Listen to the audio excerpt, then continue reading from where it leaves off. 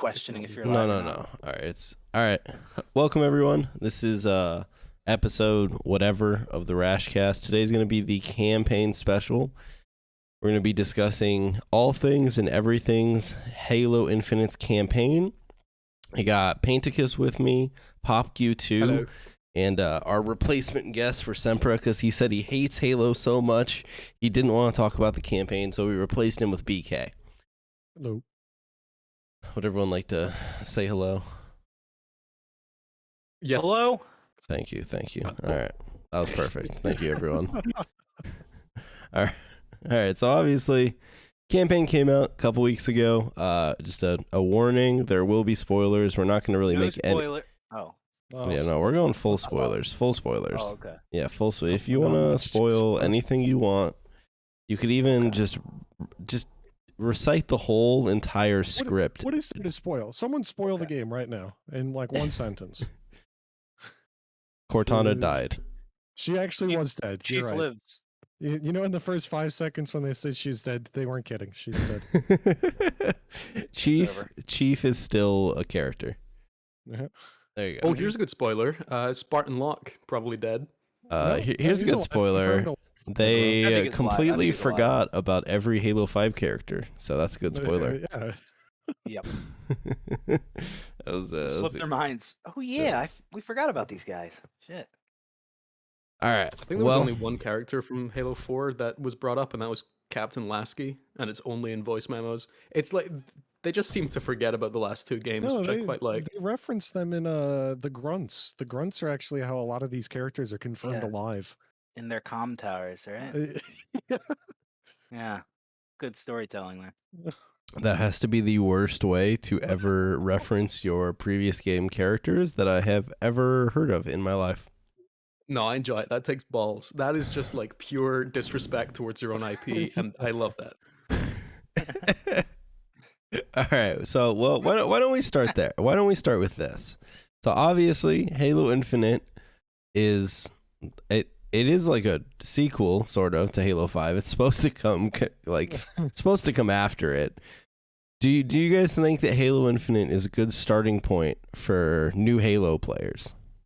No. Yeah, because it has nothing to do with the other. You're like, wow, this green guy's really got some weird obsession with this blue girl, and then that's basically it. No, I mean, I say no, because it is definitely a continuation of 5 still, and you need to know the events of 5. Well, I mean, you don't need to, but I think you're going to be in the dark a lot without having played the other Halos. Yeah, I think you need to at least have played the first 3, because the events of 5, and to be honest, I don't think 4 carries any importance in this game.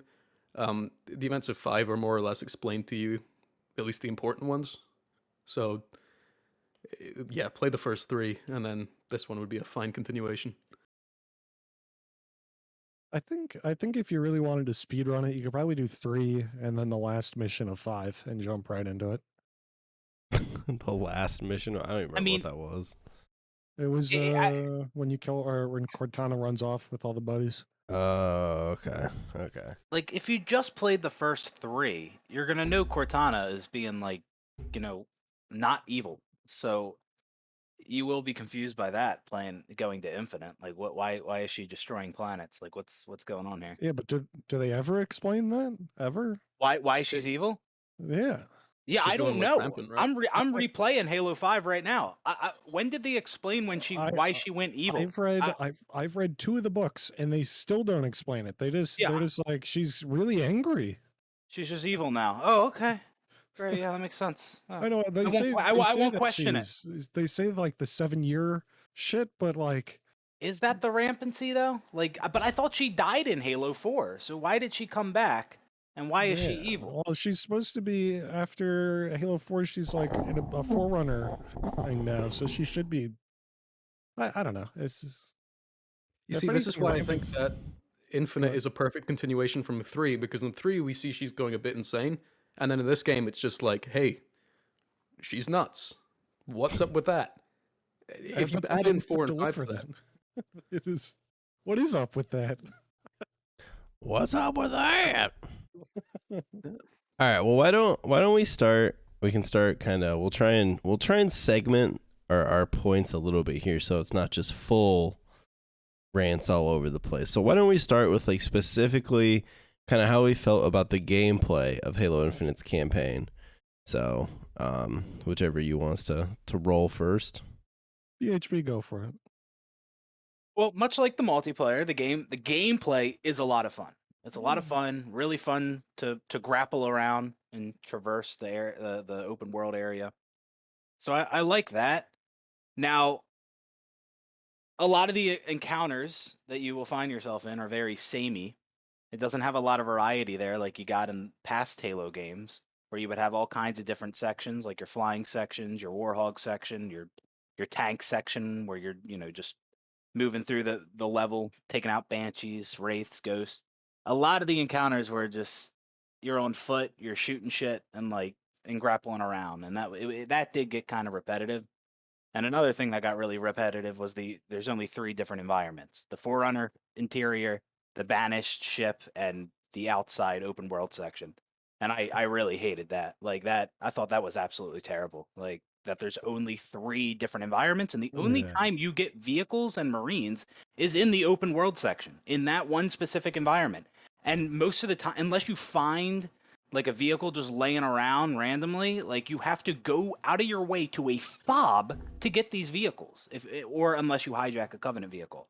So if you want to get vehicles or Marines, you have to go out of your way to a fob, and I just thought it Were was you guys able I to thought it was really bad. effectively use vehicles on this No. map? I felt like the No, map was like I way would hop in a too. vehicle, I would hit a pebble, and it would flip, and then I would just grapple. Yeah, it's Yeah. just Yeah, that did grapple, happen a right? lot. Yeah. I think there has to be something to said if the grapple wasn't in this game, how unenjoyable the campaign would be. Because like Breath of the Wild, if you took away the glider, you still have a horse and the wall climbing, and the game wouldn't be a total drag. But if you went like no grapple run on this, you'd be like, holy shit, I have to use this mongoose. Well, It'd and be- it the would be- the map itself too, like it isn't actually designed very well for driving, which No. I mean, I'm assuming that wasn't the goal, but like it's so vertical and there's so many cliffs and shit where like if you actually try and drive places, or like you try to take Marines somewhere, you have to like drive out of your way to follow the path. Plus, unlike most open world games where like you can open a map and see the roads or waypoints that show you the roads, in this game you just like you can put where your waypoint is, but it just kind of like direct lines you at it, you know what I mean, because it was just on your HUD. So it didn't actually show you like if you want to drive a Warthog, you would just have to try and like find the most effective road. Plus obviously this is a Halo world, it's not like a city, so there's not proper roads like connecting I mean, stuff like, anyways. a game all about AIs, you think one of them would have navigation in them? Yeah. So like, I don't even know if that would have fixed the problem, because I think you would still constantly just like drive off cliffs and shit trying to get places. But like, I don't know. I felt like that was the biggest problem with the vehicles. Is one, for some reason the vehicles in this game just flip over. You breathe on them and they flip over. And then 2, the map just wasn't designed for vehicle play, other than like the Wasp. But you didn't really unlock the Wasp until the very end. I didn't even unlock the Wasp because I didn't care enough to do enough of the open world stuff. So, and then yeah, just Also, like the Banshees are made of paper. oh yeah. And just like BHB said too, unlike in other Halo games where there's specifically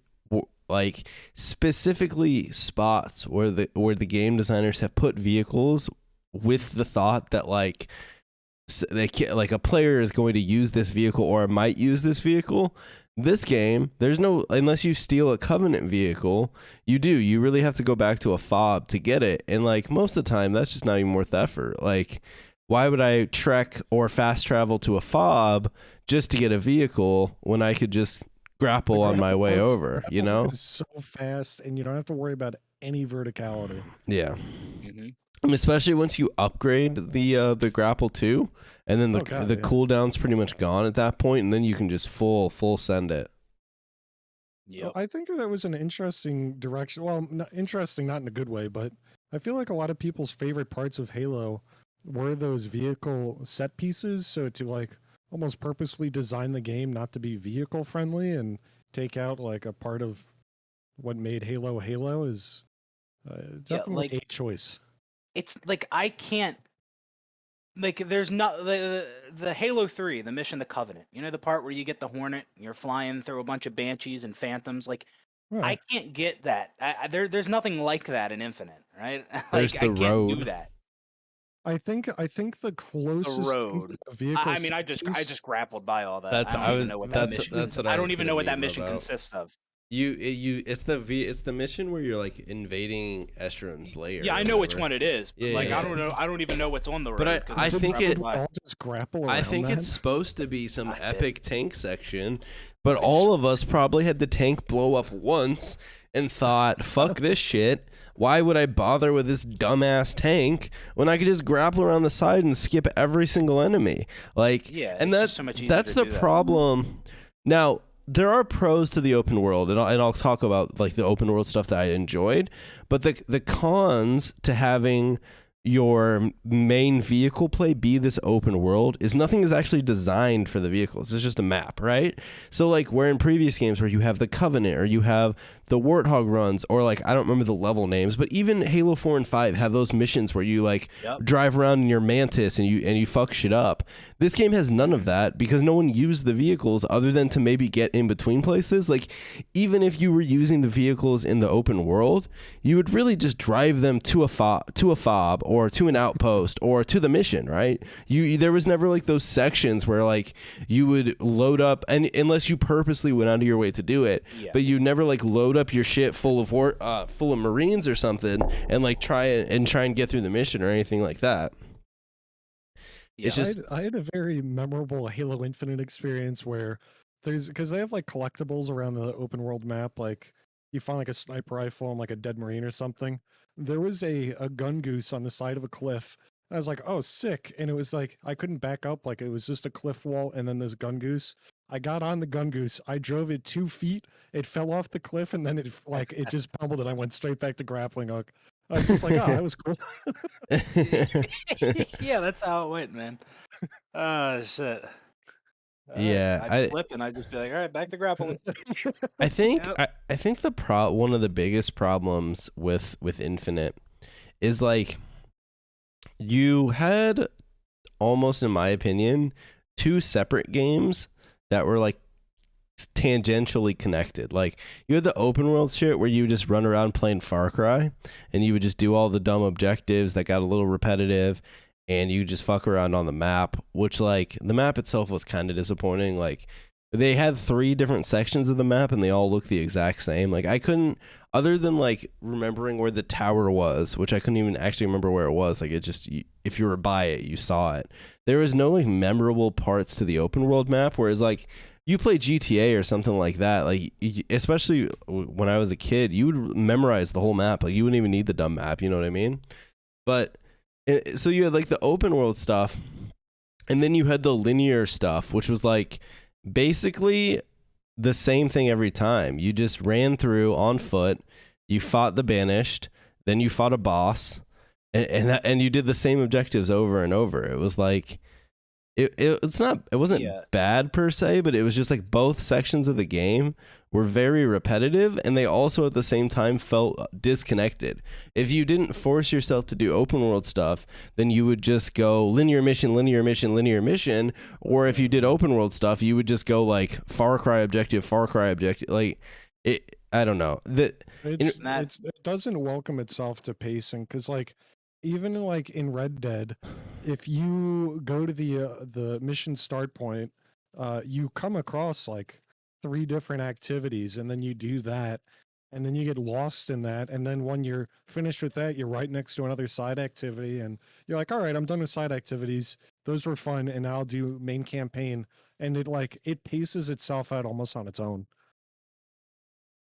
There was none of that in this game. It was just like, oh, I guess I should do that fob so I could fast travel there later. I 100% get the impression that the open world parts and the linear parts were made by different parts of the studio. Yeah. Because if you look at the individual levels and if you put them all in order, the gameplay actually flows really well. But as soon as you add that section in, like, it's not even the midpoint of the game, because most of the narrative happens after you've finished the open world stuff. Mm-hmm. It's very peculiar. It's in like the first third of the game that all the open world stuff happens. If you get rid of all that, it flows really nicely.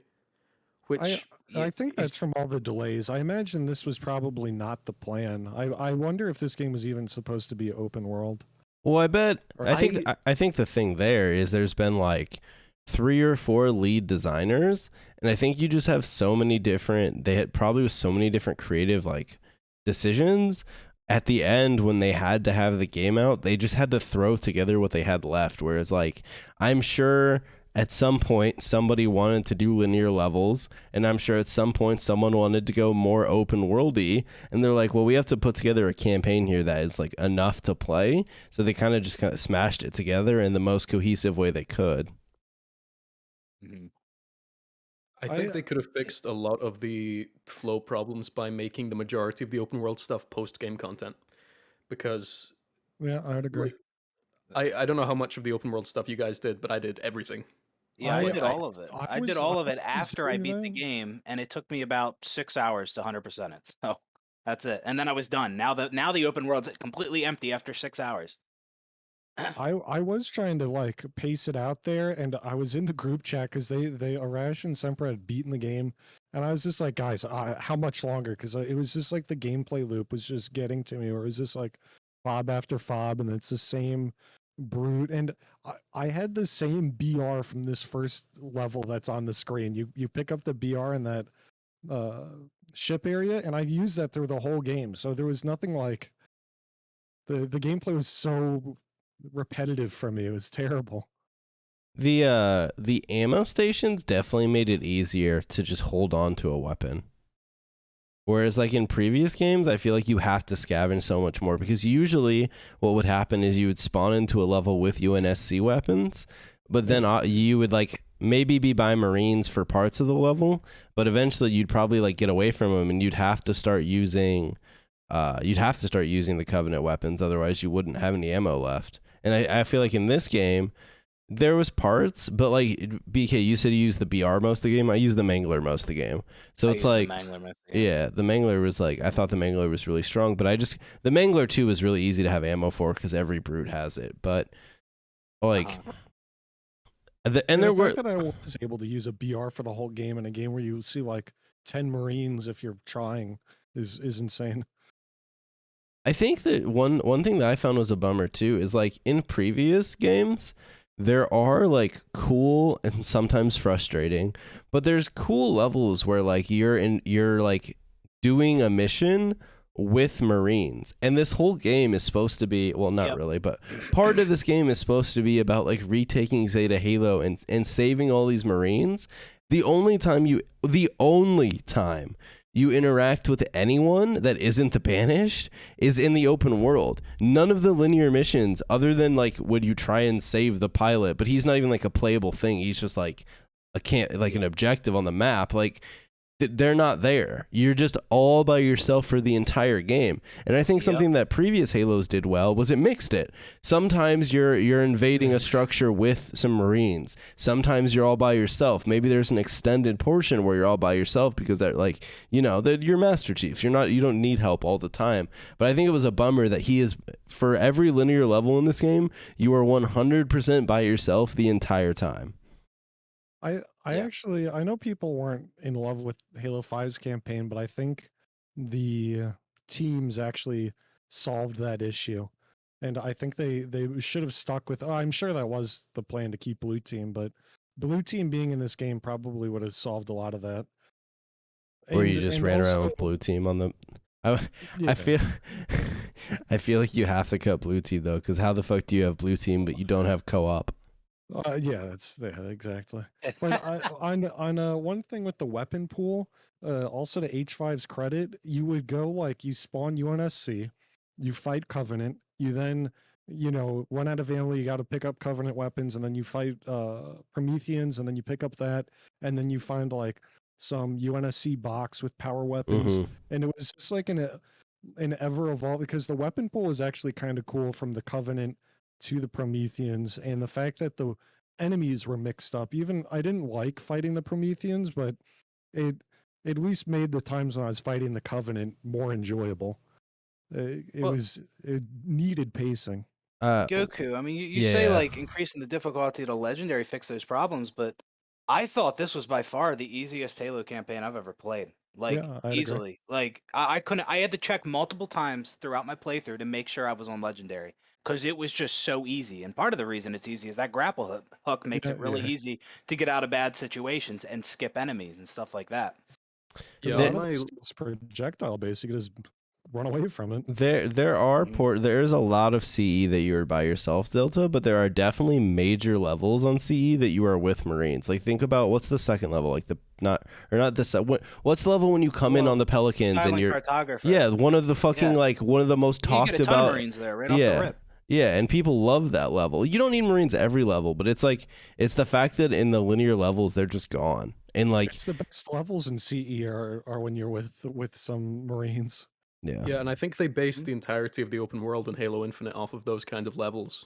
But because it's not linear, it just doesn't flow nearly as well. no, Also, and just on the point of Legendary, like the only time I felt like I was playing on Legendary was on the last two boss fights, because those were just fucking Harbinger bullshit was on those. yeah. You guys want to talk about boss fights then? yeah, Woods, but we just Oh, talked fuck about me. how the Marines weren't in Halo 5, but it was replaced by like Blue Team, which makes it like we could talk about if that was a good replacement or not, but There plus were no Marines? I don't know. I played the game once and I forgot about just it. played it. was. There were Marines. Oh, okay. And, All I just right. played it the other day. The lava planet, there was Marines for sure. I don't know past that though. But But okay. the biomes are different in Halo 5. Like you guys are talking about that with the 3 islands don't change. Halo 5, even if the missions weren't fun, at least I was like, all right, it was a lava planet to a ship to it was varied. That's what I was saying when I replayed it recently. I'm like, I like at least we have different variety in these encounters and like and the environments. Like that's just refreshing right there alone. When I was my second playthrough of Halo Infinite's campaign, at one point I realized I was on mission 11 and I couldn't believe it.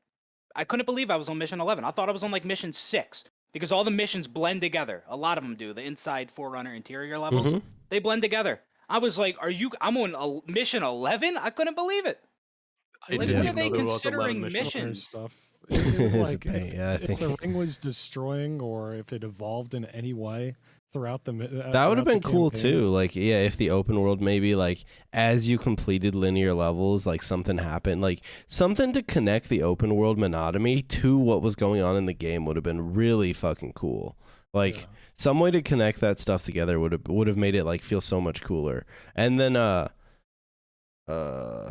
yeah, you said you wanted to talk about the boss fights, Paint.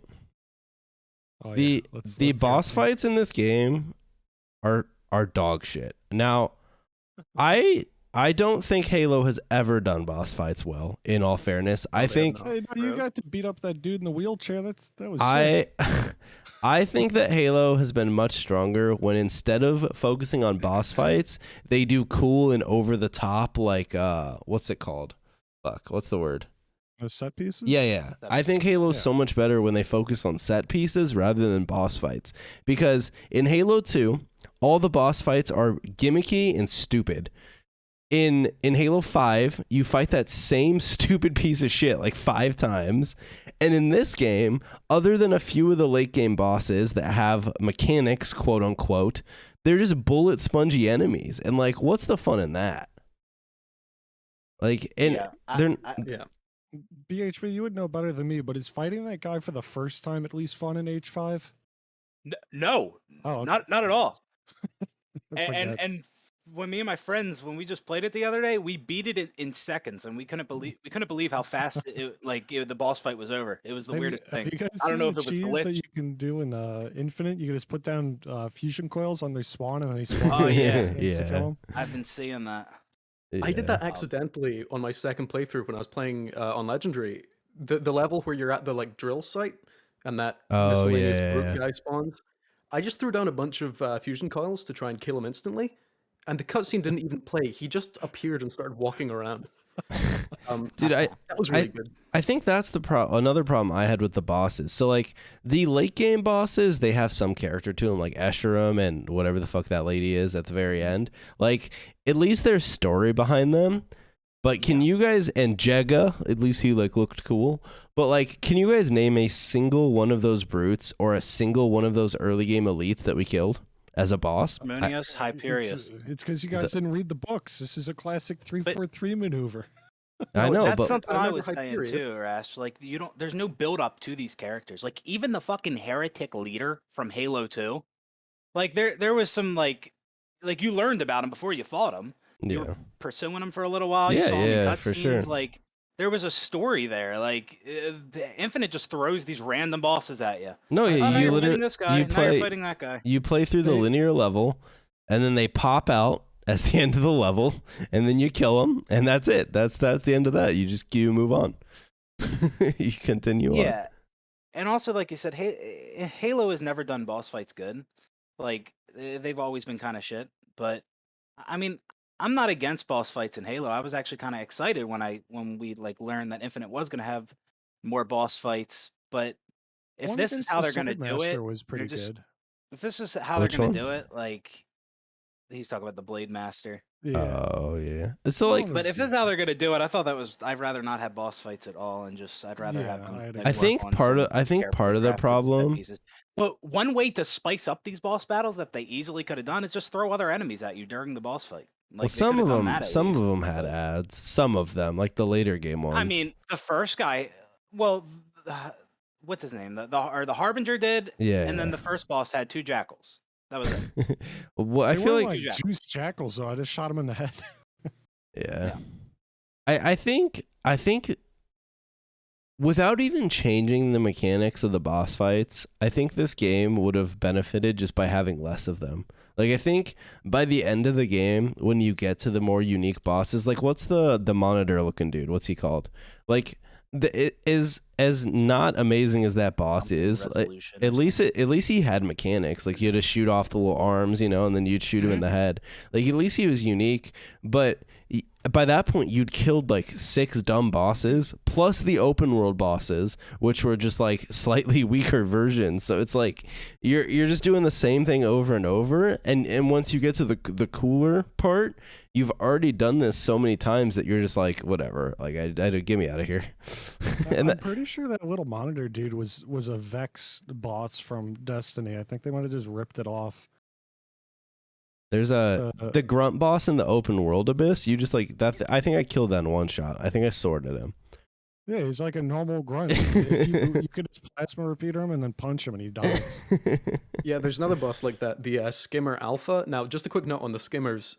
They did introduce them as like a big new enemy, but they're just the buggers from previous games. Yeah. But anyway, Yeah, weren't they in the Reach? Skimmer Alpha. They Well, no, they now weren't like Halo. No, Reach. I the think they were in Halo skirmishers 1. were. Oh, the skirmishers. You're talking about the skimmers. Okay. Yeah. Sorry. Yes, the one new enemy type. I understand. Which was already in the previous I games. Just think Yeah. that's that's for the different species. DLC. I think they're working on. I think that's the thing that's worse than the flood is that lady with the what the hell The is her name? Harbinger? Yeah, whatever. her and her little buddies, I think, are supposed to be worse than the flood, and I have a feeling that was probably stuff that made its way in that they didn't think was going to, because I think the DLC is going to be sand biome with nothing but those guys.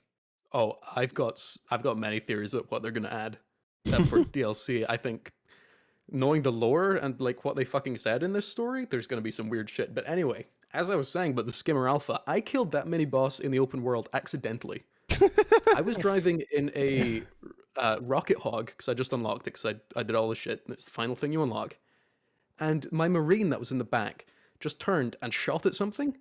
And then the AI was like, "Good job, Chief. He won't bother us anymore." Oh lordy, that's good. I like that. Wait, Yeah, I don't. What did I just do?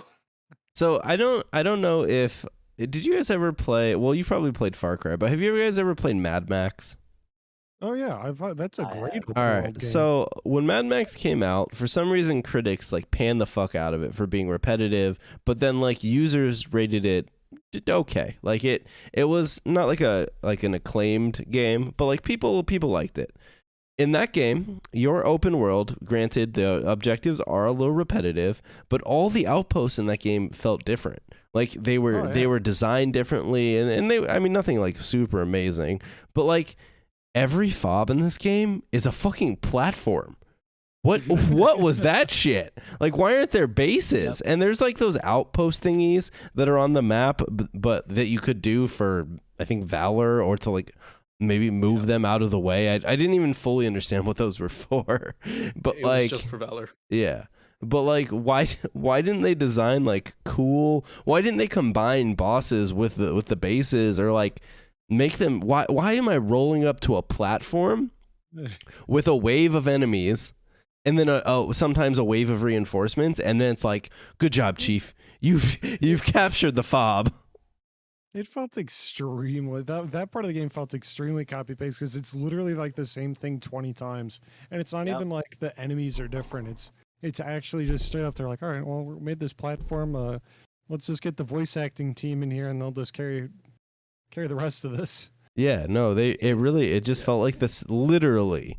Like, when people usually pan open world games and say they're repetitive, they're usually the design of the different places are different. But those fobs they're just platforms, and maybe they have like a wave of brutes instead of a wave of jackals or something, you know, like something like that. But like they all felt the same. The platform also allows them to copy and paste it even further, because they don't have to modify the terrain. What they really should have done is replace the encounters you get for rescuing Marines with the fobs, because the Marine encounters had at least a little bit more to them. You know, you'd get reinforcements, you get phantoms rolling in. Even if they'd thrown in a boss or two in there, that would have been pretty good. But yeah, the fobs are super weak. I mean, have any of you played the game? This is rolling onto a conspiracy theory of mine. Have any of you played the game Metal Gear Solid 5: The Phantom Pain? Oh yeah, not 5. This That's game, they got rid of. I'm not playing it because they got rid of David Hayter. Idiot. Oh no, the fucking 24 guy is much better. All right, good. I think we went. That's a whole conversation in itself. But this game copies a tremendous amount from that. From the forward operating bases, I mean, word for word, they are described in exactly the same way. The way you unlock Valor to, you know, get new items and vehicles and whatnot, it's exactly the same in Metal Gear Solid 5. And the open world works in a similar way, just not as good. But the one thing that really made me think that Halo Infinite copied Metal Gear Solid 5 is the cutscenes. Because the cutscenes in Halo Infinite are all single shot moving camera things. Yes, preach. And like, I like that, but it's a little bit weird in Halo, because I don't think Halo's really done that before. I don't know about 5. But the rest of them were all just like, you're from Master Chief's perspective seeing something happen. I think in this 5 one opens up with one. Right. Like, okay. Yeah, there were so many cutscenes where it was either in like the back of the Pelican and the camera just sits back there, or you'd put the weapon down on her little pedestal thing, and it would just be a close-up shot on her and Chief. And I seen that cutscene so many fucking times, I was falling asleep. I mean, you do it at each one of the towers you go to. It's 4 times back to back right there alone. Yeah, like these cutscenes were awful. I was just like, get the fuck off my hand! I don't want to talk to you. And why is she carrying her around in the hand? How does that make sense? Am I overlooking something? He's, you know, Chief's a fucking simp, bro. Like that's not how that works with Cortana. You need to just carry her around in the hand like that. You had to put her on like a platform or something. Like she doesn't just stand in your hand. Like it doesn't work. Like, armor. That's how they explain it. It's use of armor. Don't worry about it. When are they going to explain how he got the new armor? Like, I mean, like that was in one of the trailers for the game. You guys got to read Bungie explained how Chief got his new armor in Halo 2. He explained how the Arbiter got his armor in Halo 2. What? How come Halo 4 never explains how he got his armor? Halo 4 and now Infinite, they don't explain it. Wait, so I think in Halo 4 they tried to cover it up by just saying it was a change of aesthetic, but then in this game they showed it in the one of the trailers for the game. Yeah, it was one of the big. It was like the E3 one where they were like he was building it or whatever. That was on the Infinity before he drops down into Reach, and I think game. I think there's stuff that's in the book that were cut gameplay stuff, because there was like a whole thing about like optic camo that I think would probably been useful for like stealth shit in the open world, and I think that just got cut. Oh, you just made me think about the equipment in this game, and I'm Yeah, very yeah. annoyed that in campaign we never got the repulsor. Okay, I wanna talk about That equipment was because the grapple like carried the fuck out of this game. Did you guys use anything else? Oh, Yes. I think No, I tried to I use didn't. the what is it? The little jetpack booster thing on The hunters, thrust? and the cooldown is sucks. so long that he just punched me in the head. But no, evade has absolutely no purpose in this game. The other two, I will say, actually very fun if you upgrade them. The threat sensor thing is really good if you get the range upgrade on it and you just throw it into a base while you're trying to clear it. And that makes it kind of useful. The drop wall is only really good if you get the last upgrade, which is what makes your bullets have electrical damage if you shoot through it. Because then if you're fighting like enemy vehicles or whatever, which only really happens in the open world, you could just, you know, dink anyone that comes near you. It's pretty good. Yeah. But again, the grapple hook is really all you need, especially with the time upgrade on it, the like delay time, because I found that I could get past almost any fight in the game just by grappling to the right place. Yeah. Yep. Dude, my favorite thing was just grappling and then doing the ground pound move once I unlocked that. That was so much fun. Oh yeah, that was. That was good. I did that a lot. I am upset how much I enjoyed the grapple in comparison to the rest of the game because it just feels like a cheat code because it's just Titanfall 2's grapple. Yeah. But yeah, why was there no repulsor? The repulsor would have been so much fun to fuck around with. Like, because most of the shit, well, not most, a lot of the shit the Banish shoots at you is like projectile stuff. Like, you could repulse all of it. And they could have done like a cool effect where maybe like it's not just like a one time, maybe it like lasts a little bit. And you could like walk around just like blasting plasma shots back at them. But for some reason, the repulsor of all things is multiplayer only, which is just like weird. I'm gonna chalk that up to bugs, but I think the grapple hook has also been quite buggy, or at least like with exploits and stuff with people just standing on top of fusion coils and going across the earth. I played on heroic, but BHB and Paint played on legendary. Well, yeah, like I'm sure that the drop wall and the threat sensor were useful, and I could definitely see how they could be useful. But I think my main reason that I only use the grapple hook is because it was so awful switching through your between your different pieces of equipment, Oh yeah. like the D-pad like that. It should just be you Oh. press right on the D-pad and it cycles through them. I have to That's press that's how it down, is up, in- down, left. Oh, Huh? That's how it is in multiplayer. You can switch with like grenades. You just tap left or Yeah, you you just should tap just do right. same with grenades. You should be able to just tap left and it cycles through them all. I don't want to have to hit down, left, down, up, down, right. Like that was so stupid. So I Oh. never changed grenades and shit.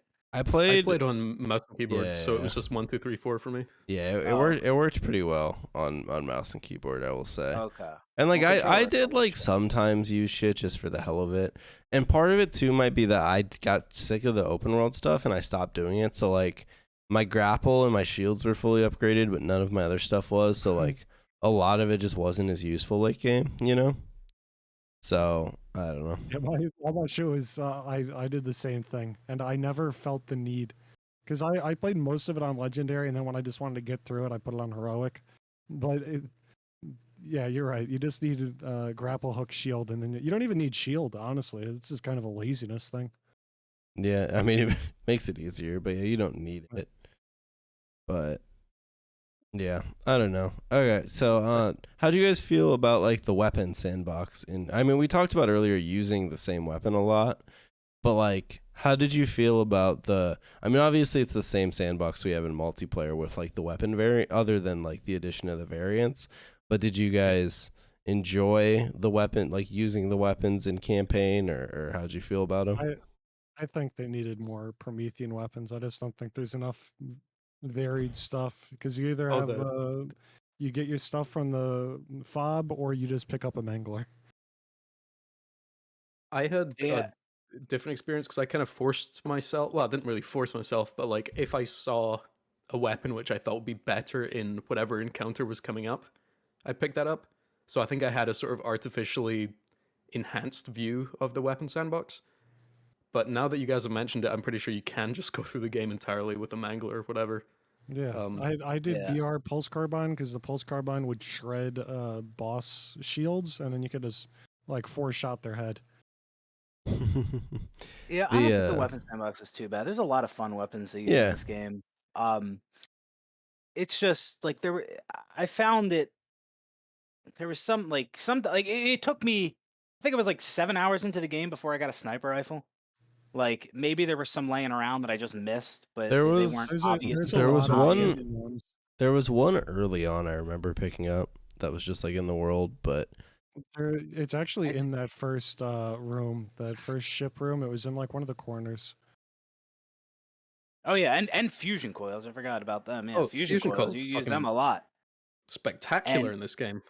And like I thought that was that's another reason like I thought the game was so easy is because there was fusion coils just littered everywhere and like enemies would just walk right next to them, you just shoot them, easy, you're done, they There was die. also like 5 different kinds of fusion coil. yeah, technically Yeah. they're like plasma coils, shock coils.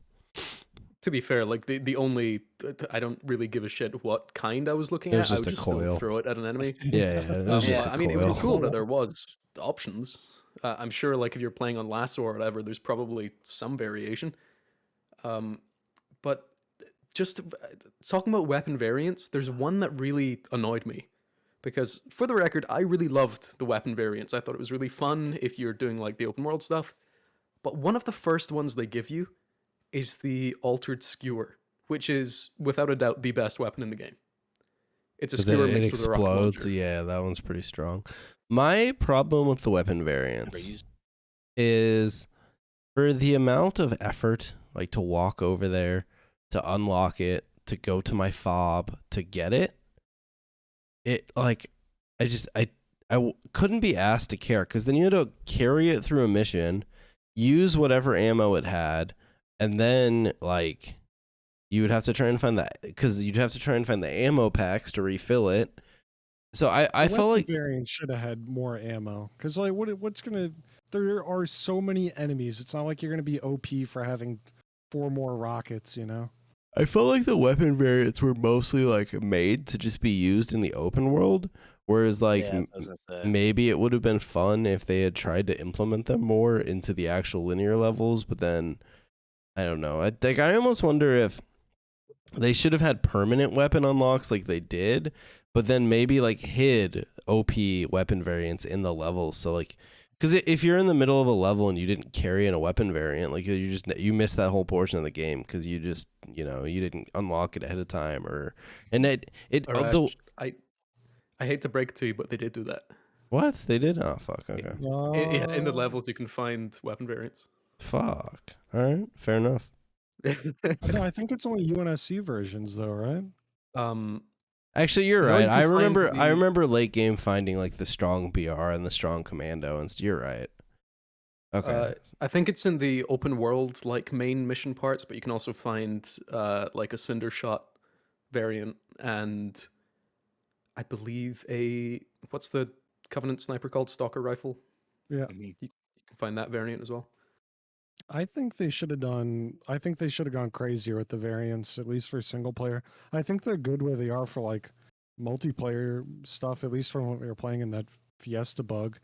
But, I don't know. So I like, think some of them would be pretty broken in multiplayer, but yeah, they could have gone more wacky with it, or they could have done other stuff. I don't know. yeah, the Heatwave variant. That's the only one that I think is like truly different because I think if it hits a wall, it tracks an enemy. Oh, that's cool. I didn't know that's what it did. Oh, Yeah. there we go. If only you had some sort of AI in your suit that could explain that type of stuff. She has like no use outside of putting her down on a pedestal. Yeah, I don't know. I found the weapon variants like kind of underwhelming. I just feel they were underutilized unless you went out of your way to use them. And like maybe that's good. They almost feel to me like some kind of shit you like would be cool for like a new game plus. But this game doesn't have a new game plus because once you finish the open world, the game just ends. Yeah, and you cannot replay levels. Yeah. Which is Actually, shit. that's actually one big missed opportunity. I think is having new game plus. Like, why don't they have like legendary plus that's harder or something like that? I don't know. I mean, maybe the game's not what you could RPG easily enough. do for that is fucking lasso. You just make Lassa the new game plus. Yeah, I mean Or that's like, or or just New like Game certain Plus skulls. or something. Yeah, but like you just. Some I was gonna. Okay, go ahead. Oh, sorry. I was just gonna say currently, if you wanted to run back through the game with skulls or with if you wanted to do lasso, you're just playing a new game. Like you have to unlock everything again. It would be cool if you could continue your upgrades. You know what I mean? Yeah, Yeah. But I'd I like get, to start off from like Fort, whatever the place is, the first place to go to in the open world with a wasp. That would be kind yeah, of fun. Yeah, I was gonna say like the fact that you can't. There's no mission select in this game, and that's something we have to wait for post launch is just it's unbelievable, honestly. And to make that even worse, to make it even worse that you can't select missions, they put a skull on the last fucking mission of the game. So like if you want to get all the skulls, you got to go play through the entire campaign again, get to the last mission to get it. Like it's just like come on. Why isn't there co-op, by the way? Can somebody, like, from like a narrative standpoint, it might be an issue, but in H3, didn't you just have like a bunch of chiefs and arbiters running around in the background? Like, in Well, I mean, it would in be so easy H, for them to just make the multiplayer Spartan join yeah, Chief. There's H absolutely Yeah. nothing stopping them doing that. H3 was the only one that I feel like actually didn't do that because H3 had the co-op player would play Arbiter and then player 3 and 4 would yeah, play the- those two elites. So that was the only game where they actually made an effort to like have different characters. But like if you play H1 or H2, it's just 2 chiefs or 2 arbiters depending on what mission you're on. yeah. But The paint does bring up a good point. There are now they've introduced the fact that Spartans are being made, so they don't have to stick to H3 shit where it's rare to find a Spartan. They have it so that you find like 4 dead Spartans. You absolutely could just have your multiplayer dude be in the game, and then just weapons like, oh wow, you found another Spartan, and then that's all you have to do. yeah. Oh yeah, for sure. For sure. I mean, and even if they did need to just do duplicate chiefs, then just do that. Like that Like, wouldn't be the end of the world either. like from a gameplay standpoint, because they're like, oh, it's messing with our gameplay. Like we can't do it. Well, what part of this would break? I guess the open world. My if you guess is they wander off couldn't they too could far from your yeah. They your- couldn't friend, figure out a like- way to like rope in people to just like completely blitz the open world where like 2 people just do their own thing and they just like just clear out multiple fobs at I once just or don't know how something that, like that. how the fuck wasn't that a top priority, man? How is that not fair, a top priority to get co-op in the game? I was telling my fiance's brother, who is a as casual as it gets Halo player, like he just plays campaign like every now and then, and he was like, oh, Infinite Set, do you want to play co-op with me? I was like, oh, buddy, we can't do that. He's like, what? Get He's down, like, buddy. I gotta tell you something. we did that in all the other Halos. That's the most fun part, is like team killing each other. It's like, oh yeah, I got bad news for you. I mean, that's assuming they would add friendly fire to the campaign because it's not in regular multiplayer. Oh god, you're right. Please stop talking. I can only imagine campaign where I could walk through my co-op partner. Oh man. Ugh. But like the point of having 2 people clearing like different parts of the open world at the same time, I love that. That's Yeah, such a why cool not? idea. Yeah, that would be sick. Yeah. Yeah. Weapons like, all right, we're just gonna send that Spartan over there. Like that would have been so cool. Why not? Yeah, I Also, mean before we move, it would too run far, it would run down on their padding, I guess.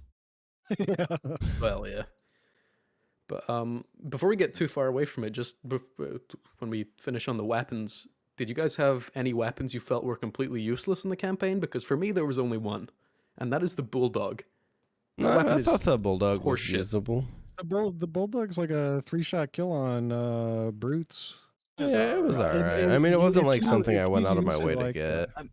It's definitely better in I still multiplayer because it's Still missed like, classic shoddy, but yeah. I think this would have been, yeah, why not make the Bulldog variant the classic shoddy?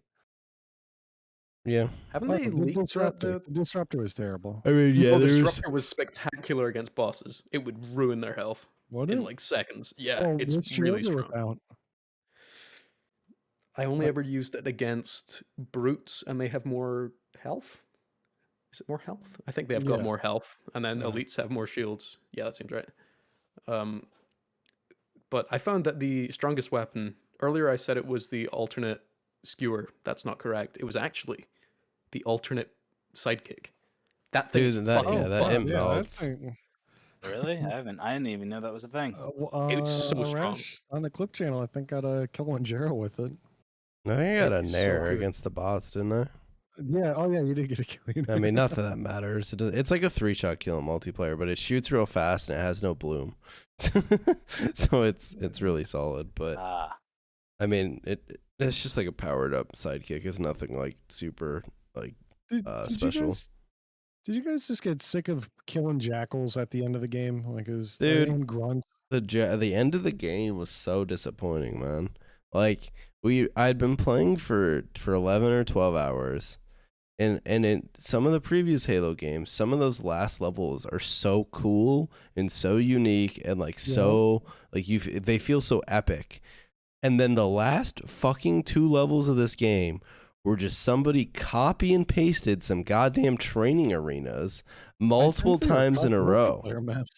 Like I get the narrative. You're like invading this base or whatever, and he just like throws you in this. Titanfall does it. To be fair, It's actually a ripoff of an old Bruce Lee movie. I think it's called Enter the Dragon, and he goes up the tower, and each time it's a different martial art. Oh, but yeah, talking like before you fought Esheram. Yeah, before you fought Esheram. That shit was so boring. Yeah, or before you fought the Blade Master, really. But I hated that. I hated that part. I really like that was just part. putting me to sleep. Oh, you did? I thought those maps would be sick for BTB, and that's all I could think about. It's like, oh man, look at this! It's like symmetrical and everything. and then I just breezed through it. Paint. So you like those throughout sections? The campaign. I was like, can we make this into a multiplayer map? I mean, I don't know if it's definitely not coming across given the way we've been talking about it, but I'll just come out and say this is my favorite Halo campaign. Oh yeah, my God. maybe we should have started like being more like with generalities. Okay, well, I'm glad you said that, Paint, because like despite all these flaws and things we're talking about, people will still say what you just said, that they really like this campaign, and it just that confuses me a little bit. So for me, it mostly lay in the gameplay, like just the fundamental sandbox of the game. I really enjoy, and they do a lot of interesting narrative things that they haven't done in previous Halo games, which I really like. For example, the Chief is an unreliable narrator in this game. You don't always agree with what he's doing. You don't always know what he's thinking. Whereas in previous games, it's mostly been like the Chief is just a conduit for the player. Also, the cutscene thing where it's like a single shot removed from the Chief, moving independently type deal. That does a lot for me. Big fan of that. Also, the way they handle the Halo 5 lore in this one, I'm a huge fan. Oh no, The way they butchered H5 lore to me. They did butcher H5. Like, I mean, just for H5 the was fact shit. that I know it was shit. I know it was shit. But here's the thing: it's canon now. Like, it is canon. It happens. So either they completely retcon the game and say it's not canon, or like they have to build upon that, better than they did. Like, I hated a lot of those characters, but they exist now. So where are they? Like, not mentioning anything about all these new characters that you introduced in your last iteration of Halo. That's not good storytelling. We learned nothing about the guy we played more than half the game as in Halo 5. We hear nothing about him. That's just not good storytelling. You do see him. He is not necessarily confirmed, but it's implied he's dead. Other than if you go out of your way to look at that brute's shoulder and you go to the Grunt Com Tower. Other than those two things that could easily be missed, there's nothing about him. I think it's like unfair to be like, because the just core gunplay of this is so good. If you put this gunplay in H5 is like so far and beyond the better campaign in like every way, just because of the pacing of it. Oh yeah, the pacing is absolutely what holds this game back, like far and away. And it's such a shame because another thing this game does that I absolutely love is how it handles Atriox. Because at the start, it's like, this guy's a fucking big lad, and then it's like, he's dead. What the fuck? No, they never say he's dead, because I paid close attention to that. He's always missing. They never... Oh, really? Oh, okay. Yeah, because... they're always saying they're doing stuff like in his memory. Yeah, like they don't know what's happened to him. He's off and away on a mission. He's supposed to be with Cortana. He's like supposed to have convinced Cortana, but we see that he never did convince her. Who? Yeah. Are you talking Atriox. Why did we think he was dead? In the earlier Because- levels, they established that he's not there anymore. yeah. Okay, Even They though established I he's, like, never away thought from for a the image. second that he was dead. I guess that's just because I knew they wouldn't kill him off like that. I don't know. Well, because the thing is in the Shadow of Reach, they said the same thing. Escrom or whatever his name is, he was just like, oh yeah, Atriox is doing something really important to the Covenant, so you guys gotta do this on your own. And then when this started again, he's just like Atriox is in his memory. It's like, oh okay, Atriox is like off doing something else that's gonna be the cliffhanger to this, huh? It's absolutely what happened. Wait, I no, I think thought that that was they. Oh, sorry. no. You're good. You're good. You're good. I was just gonna say I thought that they did establish that Atriox was dead during Halo Infinite, and then at the end, that's the kind of twist where it's like, no, he's actually fine. Well, they say in his memory, he's away. I have to live up to his expectations or whatever. Right. Um, Oh, so it's more just implied than anything? because it's heavily implied, but it was like if you notice it, you're like, oh, this is just a fake out because they don't want to lie to the player. They wanted you to think that he was dead. Yeah, I think it was. Yeah, it was just implied. But yeah, I guess I just never even thought that he was dead because I knew they weren't going to kill a He's character. he's like that off. also a fucking Like- awesome character, and the fact that they did who cares about this other fucking guy? You've established yep, this other dude, and he's that's what a I was- cool character. That's what I was about to go in about. I'm like that was Atriox. I feel like that was a huge missed opportunity. Like to not he should have been what Escharum was. Like I'm not saying you had to kill him Yeah. at the end of the game, but like there should have been more of him. I didn't Yeah. give a shit about Escharum. Like I Well- thought he was a terrible, stupid character. I didn't care about him at all. This Like, is where's another Atriox? thing Let me see more of that. This is another thing I really like, just from a pure narrative standpoint, is Escherum's Really? whole thing is that he's not Atriox. Everything he says, he's like, I'm doing this for Atriox. I'm trying to live up to Atriox, even though I'm older than him. I'm not quite him. They're all trying to live up to him. They established in the book that he's only trying to live up to him because of his immense amount of respect to him. It's not like it's not like he's doing it because there's like some weight being bared on him. I think even the bog standard brutes are like, I have to do this for Atriox, and he's just a sick character. If you just watch the Halo 2 like cutscenes, you're just like, oh, this guy's like a fleshed out, like he's one of those villains that you're like, all right, he just had a shit hand dealt to him. And he's super strong. He could probably, well, he did kick Chief's ass, probably do it again. Yeah, that's what I love. The game opens up with him beating Chief. It's then established that he beat the Covenant. It's then established that he beat the UNSC. And then it's established that he pretty much beat Cortana before she did whatever the fuck she did. They build Atriox up to be such a big villain. And even the main antagonist of this game is like, well, I'm not quite him. So I cannot wait to see what they do with Atriox next. Like I feel like it should have been the opposite. Like I feel like Halo Wars 2 could have been the game with Escharum, but your mainline Halo game should be Atriox. Like that I just feel makes sense like to me. I feel like it was. I feel like it took away from the story the fact that everything happened before you got there, or like before we started playing. Like, Yeah, why didn't we do the play the Infinity Yeah, part? like- we should have played that. that That that would have been it's right there. that would have been Let me play sick it. as like a fucking middle of the game. Like you play through, you have that huge infinity scene, you fucking lose, and then it like cuts forward in time. And then you're Yeah. like you're retaking and everything like that. But like instead you show up, you're like, all right, Chief got his ass kicked. Zeta Halo's lost. The Marines are getting poopied on. Like just run around, save some Marines, try and figure out what's going on or what happened to Cortana.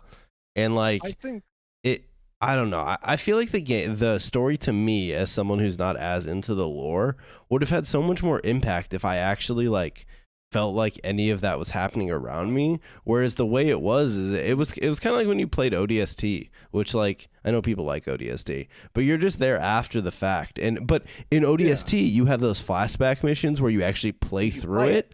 In this Yeah. game, that doesn't even happen.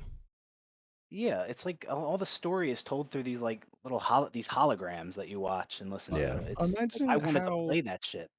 I think this campaign would have been so much better if you actually had to go out and kill Cortana and the Guardian. Like the weight behind Chief having to actually kill Cortana I would have think been. This was like a lore kid game. Like this is all this shit is in fucking lore, but people know Cortana, and it would have been like people could actually have engaged with like, oh fuck, he has to kill his blue girlfriend.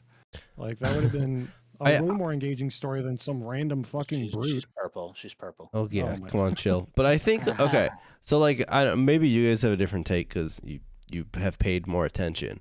But like, I thought it was so weird and so underwhelming to spend Halo 4 and 5 having this whole like character art for Cortana, just to have this game where she's off screen and then at the end she like sacrifices herself for the good. And it's like, what the fuck was this shit? Like, Yeah, that was an awful send off to Cortana. What happened here? Like, I spent 2 games where she became some evil fucking bitch, and instead she was just like, all right, I'll take one for the team, boys. It just starts off with Weapon being like, she's dead, and then you're like, oh, she's not really dead. No, she's dead. Yeah, do we know why she decided to stop being evil? No, I don't even know why did she's she have evil. a change of heart? We're saving that for Why episode 2. This is games as a service. She just has this fucking change of heart all of it. Never mind. You fuck it. I'm done. I'm bored. Had killed trillions of people. She had blown up multiple planets. Yeah. And all of a sudden she's like, this fucking ape dude's looking. All right, I gotta kill myself. This is too much. Yeah. What I find really funny about Cortana dying is that the new AI is implied to then take up Cortana's name. Imagine being Chief going back to the UNS and UNSC being like, hey, this is my new AI, Cortana. You know, the one that killed everyone? And Chief would be like, everyone's like, hey, you know Cortana killed trillions, right? I mean, this isn't cool, bro. This is like naming your new AI Osama. Hey, have you looked at her feet? So I thought that was just kind of dumb and cheesy, but it wasn't that big a deal to me. But how did you guys feel about the whole weapon arc where like, you know, there was the portion where you see Chief, he like tries to kill her or whatever, but decides not to, and then he goes to actually do it, and she obviously like gets rid of the fucking deletion code or whatever the fuck she did. And then she's all pissy with you, rightfully so. And then you find out it's like because she's actually a copy of Cortana, and Chief's like trying to fucking like yeet her out early or something. I thought that was actually a cool like plot line. Am I crazy? That made sense. Out of the back of his head and just crush the chip. Like, why does he got to go through some sort of System 32 deletion? Like, they always show her as like a physical thing. Well, I mean, the Didac destroyed Cortana's chip in 4, and then she was back. So, well, she was back by some fucking writer's magic. They never. They're just like, well, the weapon is a copy, so she could do the same thing. You know. So, speaking of her, like she implied that she was going to choose the name Cortana. That just like at the end of the game, like that just seemed really out of place because when she found out she was a copy of Cortana, Yeah, she was like, out. Like, oh my god, I don't want to be her. But then Yeah. you literally are choosing her name. Like, what? Excuse me? Instead of it being like a engaging thing, I actually just thought it was the writers pushing up, being like, "Oh fuck, we have so much Cortana merch, we can't just kill this. She's like the second half of Halo. She's got it, guys. We got to figure this out. She's still alive, fellas." And she's sane again. We got 7 more years of Weapon. And how many times are they gonna do this where you're trying to find Cortana? They did it through Halo 3, they did it in Halo 5, and now they did it again in Infinite, where you're searching for Cortana the whole game. Like I hated that. It's so repetitive. I already did this. At least they didn't make you walk like they did in H3. Oh Jesus, where she's talking to you? Yeah. I wouldn't have hated that if it didn't slow you down. But It's like, do you guys? As a kid, I never paid attention. I was like, Cortana, shut the fuck up. I'm trying to chill with Arbiter. No, you know what that whole section reminded me of? It was like playing Gears of War as a kid, where every time you would get those calls, your fucking dude had to hold his hand up to his ear and slowly walk around. And you're right. I never listened to a word that was said because I was just tilted that I was fucking stuck. Rash, you say it was as a kid, but when we played Gears 5, the same thing happened. No, I thought you could move in that one a little bit, couldn't you? Or did they still not change that? Okay, you might be right. But they still had those huge sections where you were just listening to people talk about shit you didn't care about. As soon as they make you slow down and listen, you're like, I'm not listening to this. I'm so mad. Yeah. But No, like Oh, all of the things you guys are saying against Infinite's delivery of its narrative, I'm like a fucking huge fan of. I Really? I would say that as this is such like a cop-out answer, but as a Halo game, the narrative is fucking whack. But as an individual piece, the fact that you have to like piece together everything that's happened, the fact that you don't necessarily relate to Master Chief, the fact that you don't really know who like the Harbinger is, the weapon, Escherum, you don't really fucking know anything until the later half of the game. It's just really fucking cool I to would me. I would I agree, can but kind of respect that, but like, the thing is, like Halo and Star Wars, the big thing about them is that their universe is really interesting. No, like Master Chief's a cool character, but he's not the best part about Halo. It's the Yeah. rest of Halo is the best part, and the fact that this game's just like leaning so heavily into Chief. I don't know. It doesn't sit. I want doesn't sit Arbiter back. Fuck Chief. All right, Yeah, Arbiter's a yeah, better Ar- main character. They fuck should have the killed. They pilot. should have killed fucking Chief and brought back Arbiter for the second Hell yeah. chapter, and He should have been the main Yeah, character. where is Arbiter? Like, where's the Arbiter, Honestly, man? all Like, right. Someone tell me what happened to the argued that Arbiter in Halo 2. H5. I don't even You remember. could argue in Halo 2 he was the main character. Yeah, Arbiter, Ar- like, Ar- the character, like, where is he? What are they doing? I don't get it. Like, he's I- such a good established character, and he's just not here. Like, Wait, why? can I talk about leaks? Because there has been some leaks. yeah. I Go for don't it. Fuck care it. about campaign DLC. It's not here now. Yeah, that's exactly what I was matter. about to say. That fuck that. If it didn't Like- launch with it. People can say that this campaign laid a good foundation for them to build upon, and I don't necessarily disagree with that. But it needs to do much more than lay a good Heat your foundation own. after 6 years. So Oh, that's fine. here's my take on that. Halo has always been like, I know this is different because it's gonna that we are getting DLCs and shit like that, but like this story and the way this game played out made me more think of like when I first launched up Destiny, and it was like, Yeah, well, exactly. not the first Exactly. Destiny, because the first Destiny had no story, but like the, Uh-huh. the second Destiny where you play through the original campaign and you're like, okay, that was cool. There's more to do though. Like more is coming. Yeah. And that's what I felt about Infinite's campaign. And it's like, I get it. That is the way they're going. But I think what they should have done was fucking have a full story arc, complete this fucking story, and just have the DLC be other cool shit. Like I don't want to play Chief Yeah. anymore for the DLC. Let me play some new fucking shit. Play different time. Like we don't need to continually play in order. Like give me like a fucking random like campaign from some other character's POV from like way in the past or something like that. Like they could have done a lot of stuff for the DLC instead of what I think they're gonna do. And I haven't seen the leaks, so you can talk on them, Paint. But like what I think they're gonna do is just continue this story through the DLCs. Oh my god, they better. If episode 2 doesn't fucking kill Chief, I'm just gonna be disinterested. I'm sick of this story. So the leak that I heard of, now I haven't seen it myself. It was my roommate that told me, and my roommate is not a reliable source. But he told me that he saw a thing somewhere that the next stage of the campaign is going to be from an elite's point of view. Well, It- it better be That Arbiter would then. yeah, it better be hard. It's gonna be it's gonna be that fucking player 3 elite from Halo 3. He's back. Shipmaster, let's fucking go. It'd be sick if Arbiter shows up and it's like, I see that you have Cortana in your hands. Cortana just blew up saying Healy, so I'm gonna kill you, Chief. I am sick of this. And then have us kill Chief. That's what I want. I want something like really stunning like that.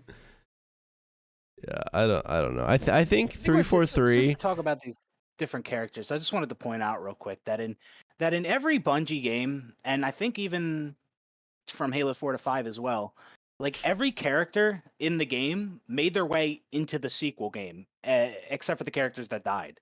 Like this is the first time like where we Yep. have all these characters that are just don't make their way into the Even the captain from CE makes an appearance in this. Or he was more referenced than Locke. Buddy that Yeah. became a Flood had more of a part than Yeah. the dude that was on the cover of the last game. Yeah, I I feel feel like like they're they're just trying trying to- to be nostalgic. I really feel No, I like feel that's like they're what trying to do was. that to distance themselves from 5. I think Oh, so. they yeah, for it's sure only are. I like- They think clearly know they effed up with 5. yeah. Yeah. Like they clearly know that, but like that's my thing is like this isn't like multiplayer where if there's like an item like a weapon people don't like you don't put it in the next game. This is story. Like that stuff happened. That stuff is canon. You can't just like ignore it. You know what I mean? Like, I mean, you can, but that's not good storytelling.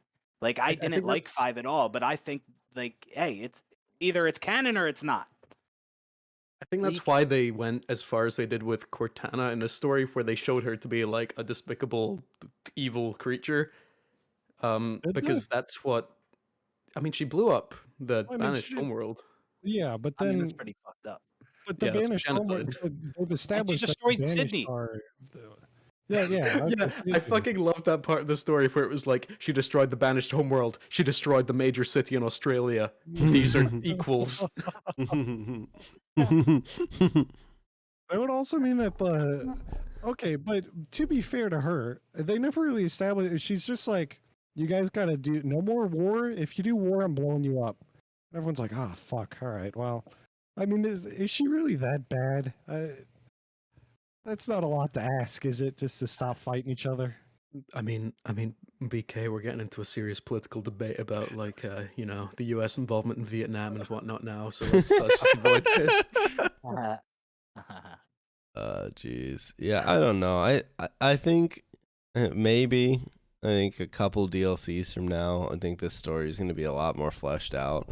But it's also going to be, instead of being like a focused 8-hour story, it's going to be like a 40-hour story. Because if you want to play through all of it in one sitting, you're going to have to play through the whole fucking main game, the whole fucking DLC 1, the whole fucking DLC 2. Like, which isn't a bad thing per se, but it's like the Halo games used to be like focused 8 to 10, mostly probably like 6 to 8 hour experiences that felt like complete-ish. I know there's Those like were like super handcrafted though. yeah, no, for sure. I think I got an achievement for beating the game in less than 14 hours, which is like Yeah, so did I. a comfortable amount of time to beat the other games in. Oh, for sure. In how long? 14. I think it was 14 hours. I might be wrong. 14. I mean, that's how long it took me to beat the first time I played it, because I was just I wasn't I was exploring a little bit and stuff, but I the was second really time I looking played around for through, skulls. I beat it in, which was on easy, which was like almost 4 hours, I think, 3.5, something like I that. beat it. I beat it in 7, and I would say 3 of those hours was looking for skulls. Oh, did you find all of them? No. Well, I mean, I was trying to do it without, because when that first level really threw me for a loop, because I really thought that all the levels were going to be like that, with some open world bits every now and then.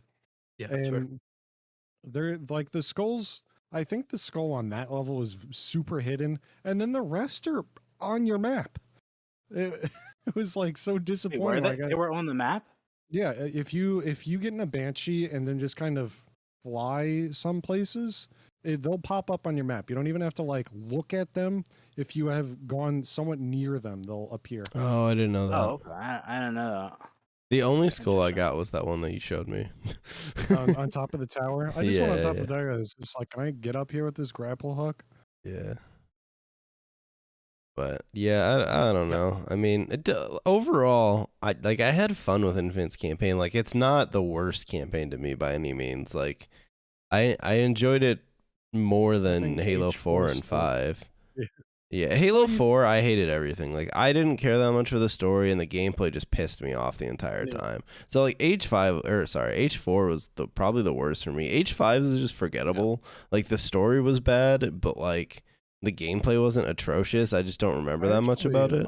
Wait, did you put 5 above 4? I don't know. They're both down there in the pit. All right. BHP, do you think 5's Me- the worst? Me and Well, Paint no story. recently replayed Halo 4 before Just Infinite came story? out, and Like- it sucks. No story. Just pure. Oh, we're just talking pure set gameplay? piece. Yeah, I just want like pure set Oh, piece. then I put Infinite at the worst. Wait, Yeah. wait, hang on. Pure set piece? That feels Not like a set weird piece, metric. but I mean like memorable missions, I guess would be a better way of saying it. Yeah. Oh, then Halo 5 or Infinite's last. Then like the Yeah. missions are not memorable at all. Can you tell me Yeah. what mission 7 was or mission 8? No, Like, no. do you Bro, I know thought what there was that only 5 missions. Or do you I- just picture Forerunner stuff? Like, is that all you picture? Because that's all I Yeah, picture. So like I- when I play through a video game Oh, it's the campaign, Forerunner one. I like to save my footage in like levels, so it's really easy to go back for like when I need footage for stuff. Infinite made that really hard. I didn't know when levels were ending. Like, I'd be like, oh, did I beat the level? And then, like, sometimes it would be like, level complete. And then I'd be like, did I start a new level? Am I still in the open world? What the fuck's going on? Yeah, right. I mean, like, That's what I was saying. It's a weird metric because, like, in terms of narrative, this is my favorite. In terms of levels, nowhere close. Because, again, like everyone said, fucking there's no variation in the levels. Halo 1, in one level you were in a swamp, the next you were in the snow, then you were in some weird fucking flood place. It was cool. Yeah, even Halo 1. Even Halo 1. You know, we talked about Mad Max. Mad Max was a game about a desert, and they have 4 different desert biomes in that fucking game.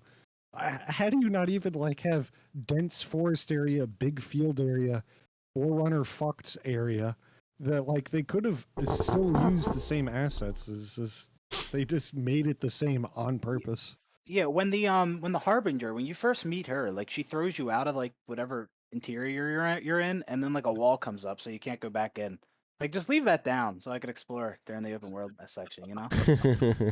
Like they locked me out. I'm like, what? Come on, man. Yeah. Wait, can we talk for a minute about the Harbinger and how she was a fucking terrible villain?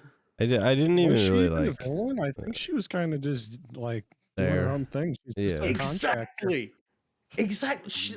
Who the fuck was she? Like, I thought that Escherum's the fact that Escherum is this like kind of villain, but not quite because you're focusing on Chief the entire time.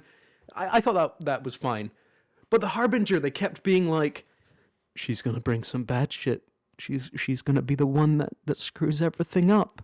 I couldn't give less of a shit. She was just like another didact.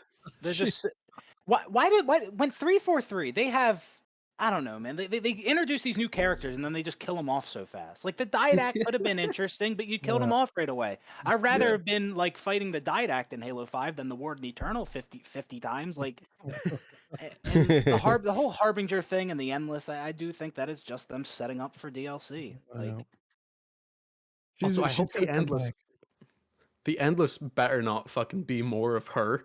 I think they are going to be those weird noodle people. I know, because that's just the fucking what do you call them? Prometheans again. I don't want those again. Yeah, they are just. Get rid of those. I'd rather have the Flood back than those guys. Dude, the Flood and the Prometheans suck. Like, let's be real. Did you guys ever have fun fighting the Flood? Okay, no. I would like to say my favorite parts of Halo is co-op, the big memorable missions, and this just. I think I would enjoy this game if it had like 2 of those. Like I just need one.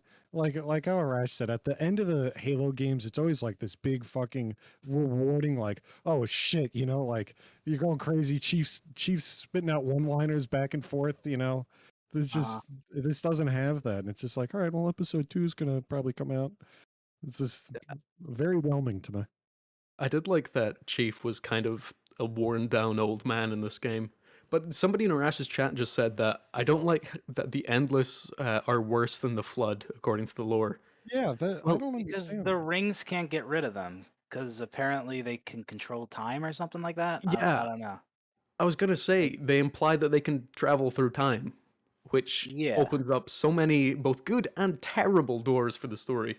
Yeah, that's just time travel is it never leads to good things long term for like the canon of any story. It just gets like confusing and convoluted. I hope we kind of killed him and then that's it. Yeah. Like if we have to go back in time and then it's like the Human Covenant War never happened. Like, I don't. It'd be fun to actually fight in the Human Civil War or whatever with the Spartan Ones. Yeah, but they could do that without going back in time. Just give me a cool, focused campaign around that whole story. Like, so one thing that I think 343 is so afraid of doing is getting away from Chief, because they know Chief and fucking Cortana are the 2 main characters that everyone knows about in fucking Halo. But if there was one cool thing that Bungie did on the way out, was they didn't give a fuck. We had an entire game where you just played characters that you never saw again. And like... Yeah. That's cool. Like, I don't need to play the Chief Cortana story every time I play a Halo game. Like, give me some different shit. 3 does lack some creative balls. I think the problem, like, I think the thing is they tried to do that to get away from them with Halo 5, and then everyone hated Yeah, it. but I think shit that's on because it, they yeah. Like, fucked that up and they fucked they the hated it for marketing up. they did fuck it up. Yeah, like They it's not tried it's to make a not second chief. Yeah. What, yeah, that, there is a way to Lewis's do it where poncho, people will okay. like it. Like people liked it in Reach, people liked playing as different characters in ODST. People liked the Arbiter, right? I Oh, think, to be fair I though, think It's when just Anthony when Waddle H2 had a came big out, I shit. think people were pretty upset about it. I think so too. No, I Like, really? Well, I thought Yeah, everyone I loved think the that is. Arbiter I think that bits. was the case. a But lot it's of not people now. were pretty upset that you only played like Chief as like for X amount of levels. I had a distinct memory of playing it with my dad, and when it swapped to the Arbiter part, we were like, "Oh shit! We're playing as the bad guys." I remember it being like a mind blowing thing. Yeah, me All I too. know is people like them now. People still don't like Agent Locke and Fireteam Osiris now. So Yeah. Yeah, But I don't like the know. rookie Noble 6, people love those. Yeah, exactly. Yeah. And I think then we it would've been never H5 saw him if they again. made- if they didn't make Locke fighting everybody's favorite dad. If they made Locke like a Yeah, they true. Yeah, because he was like pursuing Chief. which Yeah. I he's don't really supposed think to be like an uppity dude, but they made him like way too uppity. It was like Captain America, but without all the charm and morality. He's just some fucking robot. Like if they did Buck, if they committed to Buck, people would have been like, oh, I played at ODST, and everyone would have loved it. You could have made Buck the main character in this. Yeah. Mhm. Yeah, there's a lot. I mean, I understand a lot of people do love the Chief story, but I feel like we just had so much of it. Like it even in like Gears of War, they have completely transitioned the main characters. So like yeah. that you don't play Marcus and Dom anymore. I don't even know what the fuck Yeah, like and you there's parts where like in the recent Like, game yeah, where Dom like shows up, or not Dom, where Marcus shows up, where you like go meet him, Marcus. and he's like an old fucking dude. Whereas like, Just do that, yeah. yeah, I feel like we don't need Yeah. to be playing Chief every single game. And yeah. I I would think know they you did could- that well in Gears, playing as like his son and like the chick and the other dude. Like I thought that was fine. And, like Yeah. you don't need to be playing as Chief every. That's been proven. You don't need Well, like Chief because on the Reach flip and side, ODST. those games do not sell. So and this game What? is selling a lot of copies. Gears. Well, Yeah. Yeah. Well, I that's mean, like, it's the same thing every fucking year. I mean, other a than the better campaign, study is multiplayer like is Reach. ass. Yeah. Oh, you know Like- what? I love the Noble. I was watching those cutscenes over again. Noble Six is a great team. It Yeah. was such a good campaign. Reach is great, and I'm not afraid to admit I'm a Reach kid. But I think we can all agree, narratively, Noble 6 kind of cool. Yeah. Hey, you know what, Carter? I was watching some Sigma Grindset Carter shit. This is like, hey, this dude's badass, you know? When he just threatens Halsey, like Halsey's like, oh, I'm gonna court martial you. He's like, you know, you're in a brig right now, and it's just like, yeah, you better shut up, Halsey. This guy's gonna kill you. You said Noble 6 is kind of cool. Oh well, I think the team's called mean, Noble Six, right? No, Or the is- team's they're just Noble. Noble Team. He's Noble 6. Oh, you were talking about Noble Team in general. Yeah, Noble, all of Noble Oh, Team. okay.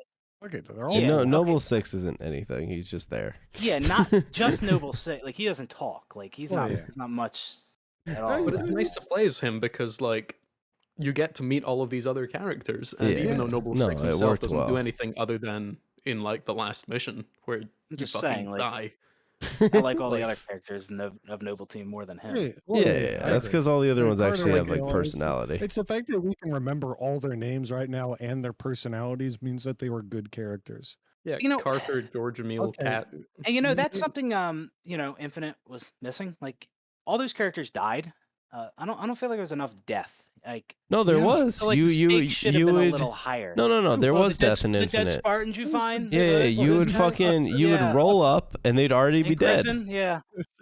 Yeah, Because that's the three that was the infinite way. It was you would just show up and then you get upgrades. So it was almost like a Well, benefit to find dead people. Yeah. It was Wait, so are you cool. guys It's telling a new me toy. you don't? Are you telling me you don't remember Spartan Griffin? No, that fucking Well, it's okay. Can Yeah. you guys name outside of Locke? Can you guys name Osiris team? I think BHB Well, Vale, probably will. Tanaka, and Buck, but yeah. Oh, sorry. Barry, One of them. Craig, and John. I could not I have don't even known think before we can that. name Blue Team, and I think Linda, Blue Team's Fred, an and Kelly. established. Yeah. Well, I mean, okay. You Oh. just played the. Oh, shit. Hey, dude, did you remember the H5 characters? I would not have been able to name them. No. Uh, not gonna Like happen. I don't, and like this also ties into something else, like how I said there wasn't like a lot of death. Like I feel like the Banished really didn't live up to their name. Like they're supposed to be some of the most barbaric, ruthless, Yeah. thuggish enemies that you fought, but like I don't feel like they did a whole lot. Like Eshram, he just said things that sounded, I don't know, tough, but just came across as Also, like like, cringe. But this is a R or an M-rated game, right? No, it's T, I think. no, this is rating. T. I was about to say it would have Well, been like and because that's a it is reason people don't like T. A T rating out right there. So you could just have like there's like the captured Marines thing. Hmm. Just have them skin one Marine. That's like Oh boy. Let's go full Predator on them. yeah, if you see a Marine full Predator, you're like, oh fuck, these guys are not kidding when they say they're killing us. Yeah, I They, found they that had the the little elite torture, torture the methods were torture kinda... sequence where they just put him in a fucking like a gravity yeah, well so and nothing's lame. happening. The fucking thing from Incredibles where Mr. Fantastic or whatever is Mr. Incredible's getting electrocuted. It's the same thing. Yeah. Like, Hey, no, why did that's so the PC, pilot like- come out that unscathed after being captured by the Blade Master? Like, he was just fine. Are you I want kidding to see me? the pilot At least break his missing... arm. Yeah, I want to see him missing fingernails, Yeah. shaved, He's got half an engine, drowned. so just fucking Star Wars start chopping them bitches off. You can have prosthetics in the game already. Just Yeah, I based my prosthetics of my multiplayer character off Anakin Skywalker. Fucking let's go. Let's make every character in this game fucking horrifically maimed. not enough maiming. I think that's my biggest complaint. Yeah, for sure. All right, I think we kind of hit on the story a lot there. I think we're getting a little repetitive. Do you guys feel so? Like one of the things that I think a lot of yeah. Do you feel? No, not really. I haven't felt in many years. One of the things that I feel like a lot of the previous Halo games did pretty well was, even though they are linear games, they have a good amount of replayability to them. Whether it's going back through and collecting the skulls, or it was playing some of the more fun set pieces, or it was just fucking around and doing like challenges or stuff like that. Did you guys feel that Infinite has a good amount of replayability compared to some of the previous Halo games? There was a point where I didn't think it had playability while I was playing it. Ooh. I But mean, the fobs and everything were killing me. I don't think the older Halo games were the most replayable. I think. They're not I the think most. Infinite does have more replayability because really? of all the open world side objectives and stuff. I mean, yeah, they sucked and were repetitive, but like they were there. And the game does have skulls. It has Spartan lockers. It has the audio logs. It has the comm towers. Like it has all that. So I think the audio logs do not carry, as in, wait, no, they do carry between playthroughs. Because when I was on my third playthrough, there was definitely some audio logs missing. So I think they just like don't turn up if you've already collected them. I mean, that would other make than that, sense. It was weird though, because like every fob you go to is meant to have an audio log. Yeah. A lot of the Yeah. ones I went to didn't, and it just felt kind of strange. I It don't took me out like of it a little that bit. they're because they're a lot of them are like cliffhangers on each one. Well, I guess we're getting back into lore. We gotta let Rash do the gameplay. No. I mean, you can go back into lore. That's fine. I mean, I would have liked if instead of making it 6 things that are like hard to find the ending to, that it was like they made it because there's I think Batman Arkham Asylum does it where you can pick them up in any order and it'll tell you, even if it's not like an audio log for that particular thing, it'll still give you that in order. So you just have to find a audio log and it'll continue the story for you. I think it's the same here, isn't it? no, it's you the can- specific ones. Like if you, Yeah. Is it depends on what Oh. you pick up, I think. But like Yeah. one thing, and that maybe this is more on me, but like when I made my review of this game and I talked about how like I just didn't know anything about those Spartans, or there was other like story beats that just like it just seemed like it came out of nowhere. People were telling me that like some of that stuff comes from the audio logs. And I feel like audio don't logs care. should add like cool like extra information. But I don't feel like they should be like the main builder for like your plot. Whereas if you don't find all the audio logs, you miss like major portions of the game. I think that's kind of like maybe that's just me because I'm like I don't go and I find all that stuff, but That's fair. I don't know.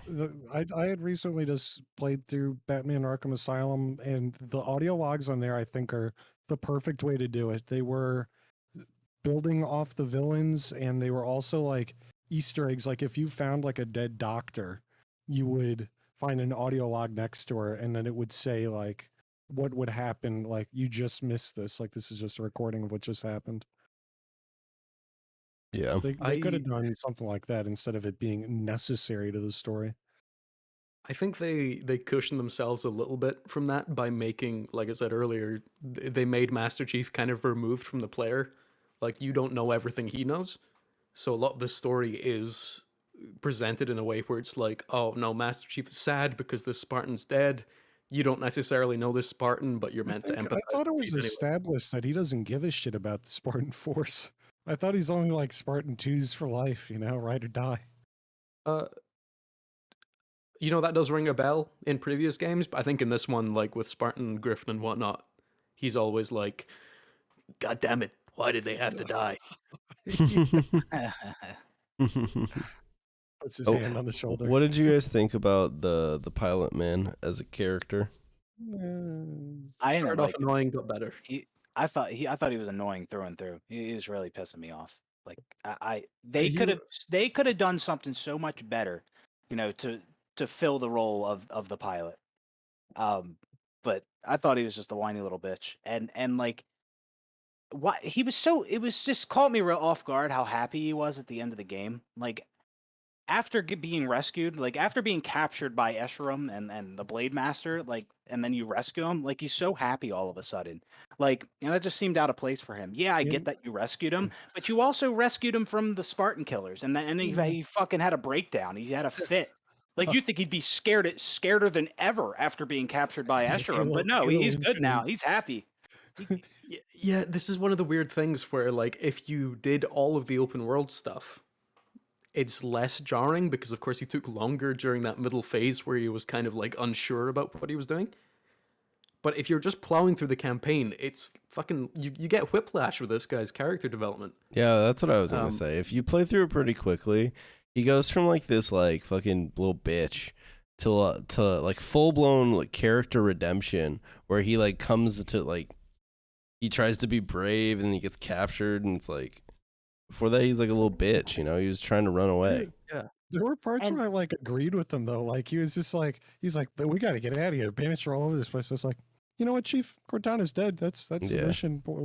We can leave. I mean, to be honest, there are like some parts of the story that connect to like the grander Halo story.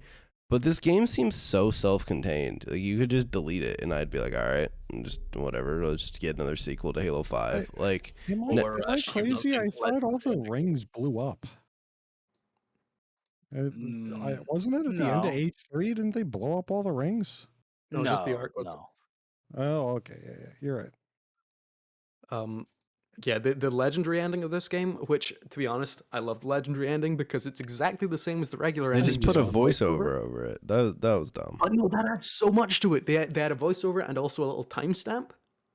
I mean, I watched it on YouTube, but I think it just went over my head. Yeah, I didn't understand what I was watching. I didn't hate the legendary ending. Like I really liked it.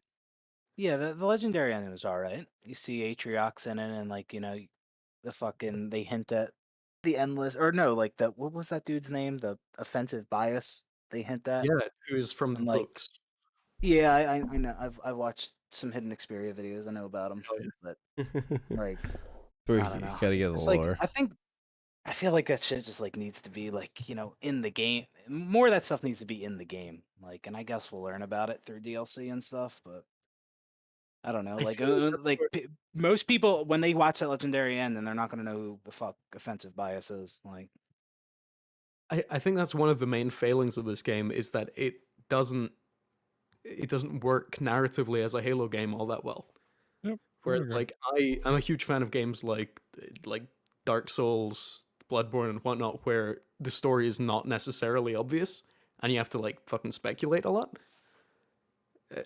Infinite does a lot of that as well. Those games also have way more of a cohesive vision. Oh Like well, yeah. you can tell. Like I think this game lacks from a vision like that. Like it just seems like, well, you know, Halo, yada yada, banished, yada yada. It's wave of the hand. So my third playthrough of the game was, it wasn't actually me playing, it was me watching my roommate play, and he was a huge Halo Wars 2 guy. And like every cutscene he was like, it was one of two things. It was either, "Yup, this is great because this is in line with Halo Wars 2," or "Fuck this." It was one of the two. Jeez. It seemed like. Oh, were you gonna say something, Payne? Oh no, go for it. No, No, I don't want to interrupt you. Okay, it seems like Favorite 3, they expected people to have played Halo Wars 2. For me, that's the only Halo game I have not played, Yeah, and I don't think the Banished got a good introduction in this game at all. Like I they think that's expected the you to worst play Halo selling. Wars 2. Like they should have got an introduction, like the Flood did in Halo 1, or like the Prometheans did in Halo 4. Instead, they're just here.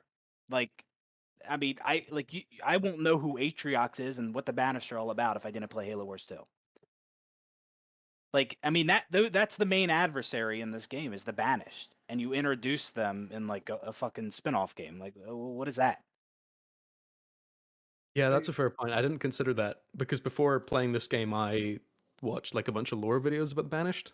But if I didn't Mhm. know anything about them, they'd just come across as these like weird Covenant Yeah, guys. I Red watched some Covenant. people play. I watched some playthroughs from people that have played all the Halo games, well, the mainline Halo games, and they're not the biggest Halo fans, but like they didn't know who the fuck the Banished were. They're like, what? Like they were very confused playing through this game because they didn't like know all the extended lore or Halo Wars 2 and stuff like that. I agree. I think they really fumbled that. I mean, gameplay wise, are they any different from Covenant? Like it would. I feel like a lot of people are just going to be like, "Oh, Covenant's red now instead of purple." That's a cool vibe. The They were, marketing guy's up to something, huh? yeah. Well, it is almost 9 o'clock. Yeah. I actually might have to depart early. No. Do you guys have any? I think we're kind of wrapping. Do you guys have any other like main topics you want to hit? No, I think the All the right, gameplay is all so right. Everyone, repetitive that we rate. don't have any. Put your Halo campaigns in order. Go. I I'll think go. I'll go ODST. first. Oh yeah, go for it. All right. Sorry. Probably 3 CE, 2 Infinite. No. Hold on. 3. Yeah, CE is cool for like its time. 3 CE, 2 Reach, Infinite. Yeah. Reach is still it's cool, but it's not as cool as the trilogy. Well, Maybe like ODST after Infinite, and then like 4 and 5 somewhere at the bottom. Oh, the Halo Wars games can just be off on their own. I don't fucking know.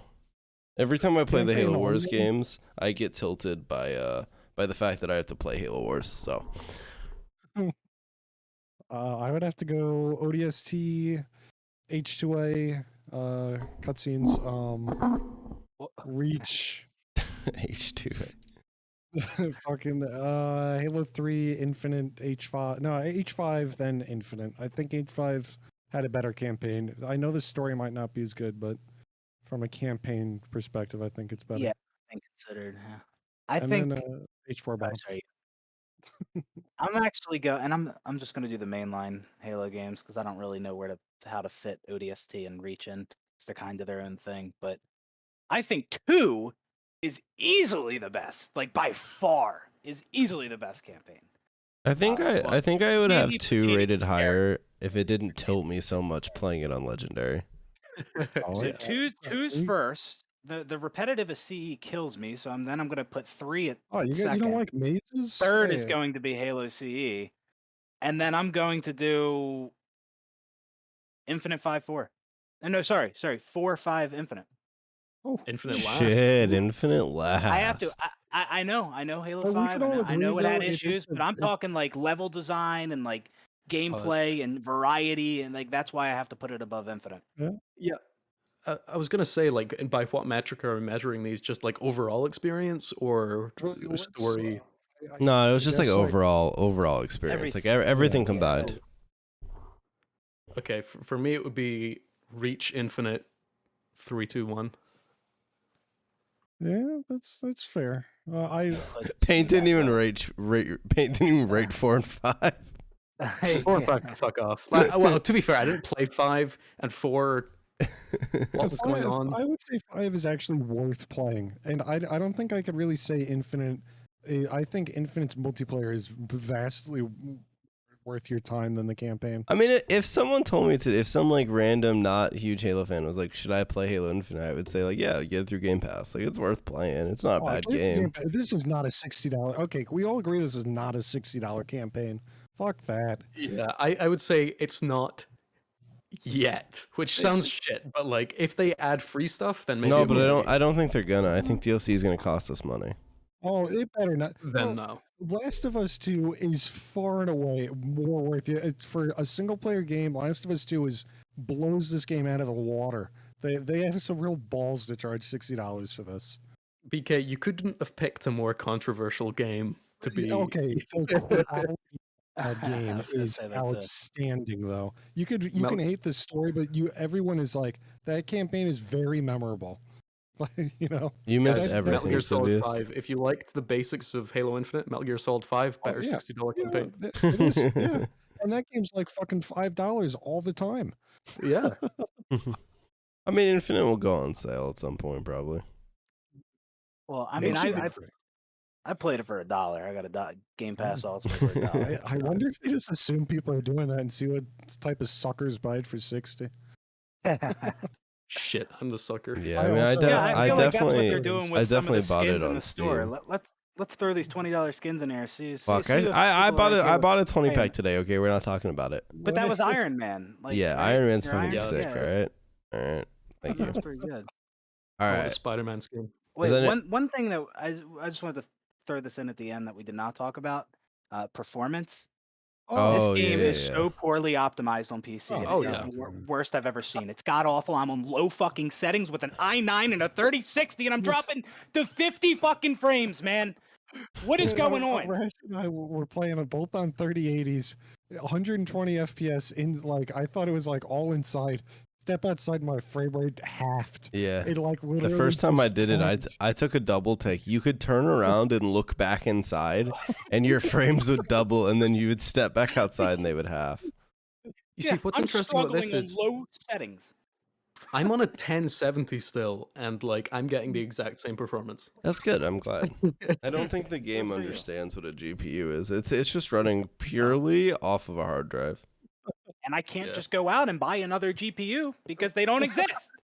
Plus, it wouldn't really help you that much. Yeah. The game doesn't run well on anything. Yeah.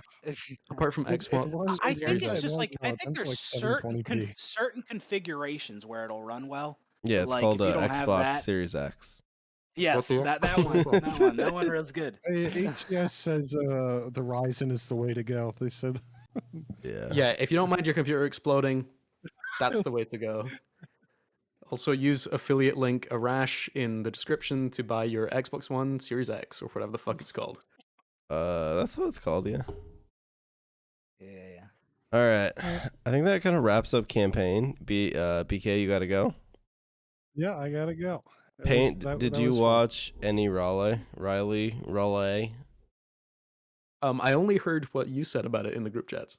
All right, so you can chill if you want. BHB, do you want to hit this topic real nice and quick? Yeah. All right, let me pull up some different footage here. So we're gonna everyone who's here for the camp. Can you pull Sampra in? Oh yeah, Sampra, do you want to hop in here talk about HCS because you watched it? Yes. Transition to esports real quick. Yeah, boys. The complete opposite of campaign. Yeah, if you're a anyone who sat through the last hour of campaign is now gonna wait for the fucking extreme esports. Yeah, we're here. We're an HCS podcast now. Yeah, that was a cool wallpaper. Thank you. Never said he's eating. Hi. Oh, he's here, baby. Let's go. All right. So that video title. What? It's HCS Raleigh kickoff major. All of YouTube ranking. What do you mean? Joey salads. What I'm not recommended? gonna read it. I'll go back. There's a video you watched. I was a too. bodyguard. in my for history? Chinese. Yeah. Oh, Hey, I yeah. got I tricked was too. I was watching that Wait a earlier. minute. All right, guys. I'm halfway through. It's a good video so far. Let's watch that. Let's close out the stream. with that. Okay. What's that? At the bottom is like cut in half though. The dark what? What are Dark you triads or what? What are you talking about? We're moving on. We're moving on. All right, we're talking about the HCS event that happened this past weekend. Purely referred to as the HCS event, so I don't have to say the city again. Raleigh. So Raleigh? BHB or PopQ2 and Sempro watched at home. I We was went. okay. Well, I was I was there, so we got some different was experiences. Yeah, and I figured we could talk about it a little bit. Start. So I don't know. What was your guys' overall kind of opinion of the event? I thought it was super fun. I loved it. It was great. It was cool, exciting, entertaining, but Halo is there's back, baby. some issues that they definitely need to work out. Yeah. Because it's out called of any event that I've ever watched, this easily had the most technical difficulties. Issue I've number never seen one, that many crashes, don't and that partner is with a big AMD. problem. That's true. AMD fucked everyone. And Issue number ultimately, two. they had to switch from PCs to the Xbox Series X dev kits, right? Yep, they Yeah. did. And I saw a bunch of pros complaining about it because they like. Well, one, it was just a drastic change, but two, they're like, "What the I mean- fuck? We prepped on PCs just to roll up and play on Yeah, Xboxes." you're playing on PCs this whole time, and then you have to play on Xboxes. Like that's insane. Like that's not okay. But you know what is okay? Yes. Oh no, that was a question. Oh, okay. Oh no, I don't. Oh. All right, Anyways, over. In Cloud9, let's go. Cloud Zero stocks on the rise. That's true. Cloud9 Love it. moving forward. All right, so I thought the event was. Discount. I thought the event was pretty good. Obviously, like day one was a shit show for main stage, just because like the PCs kept crashing and the game just isn't ready. And- It's just not. respect to the casters and shit who had to just fill for fucking Oh hours. yeah. But like, Mhm. yeah, I don't know. That was just a mess. The open I agree. event was a fucking disaster throughout the whole fucking tournament. They need to figure that shit out, or like, people aren't gonna go, man. People aren't gonna travel across the country to roll up to a LAN and play like 2 series of Halo in 12 hours and get knocked out of a tournament. Because there was like the team I played. They showed up at 11 o'clock and they played their first match on time. They didn't play their loser bracket game until 9 p.m. and they lost. So they rolled up. Wow. They rolled up to Raleigh to play an 11 a.m. match and a 9 p.m. match and go home. Yeah, and you don't know when your match is going to be ready, so you can't just leave. Right? Yep, it was terrible. I mean, you get like estimates, like, but yeah, that was one of the most annoying things. Was you'd be like, you knew that you were playing at some point, so it was like if I leave, there's just a chance I miss my fucking game, and there was like you could open up the HCS website. And you could see the bracket and stuff, but it had like you couldn't see what station you were playing at. You couldn't see what time it was estimated that you were playing at. You couldn't even see the people that you could only see the team name of the team you were playing against. You couldn't even see the people. Yeah, I noticed that. And so like it was just a mess. And I don't know, man. It was just a bad experience, but Oh, didn't you get kicked off one of the stations to practice? yeah, we tried to. Oh, they wouldn't let you so they would run the waves in full waves. So like they would have a bunch of matches going at once, and then once those matches finished and stations opened up, instead of cycling people onto them like people who were waiting for their matches, they would wait until that whole wave of people finished, and they wouldn't let anyone on the open station. So you would walk around and you've been waiting to play your game for 5 hours, and there would be like 90% open stations because you were waiting on like one team to finish their series. It was the weirdest. wow. It was the weird, and I think it was the way they ran the bracket, or it was they just didn't have the organization to like cycle people in. I don't. It was weird. But I don't know. I thought like the event itself was like pretty hype. I mean, obviously the Twitch numbers were pretty nutty. That is obviously though kind of propped up by The drops. By drops. The fact that it's the first big LAN event for Halo Infinite. Yeah. Yeah, So people don't factor all that in. we'll see. I mean, the It's just- first event for fact that Halo after the 5 events did not were- have these numbers. To The be what? fair. This is Halo Infinite. What'd you say? The first Halo 5 event did not even get close Yeah, to these But numbers. that wasn't like the first HCS LAN in 2 years. It wasn't the first mainline Halo game in 6 years, and it didn't have Twitch drops. Yeah, no, I know. But So I like, mean, there would definitely have been a lot of viewers either way. But like that number was inflated for sure. Mhm. For because of sure. all these other things. The amount of people I've seen post like, "Oh my God, we're back and we're here to take over, guys." Yeah. What Other happened? games are out of the What way. happened after the event? Yeah, what happened Fucking the after? viewership dropped down to 8K. That doesn't happen to Valorant.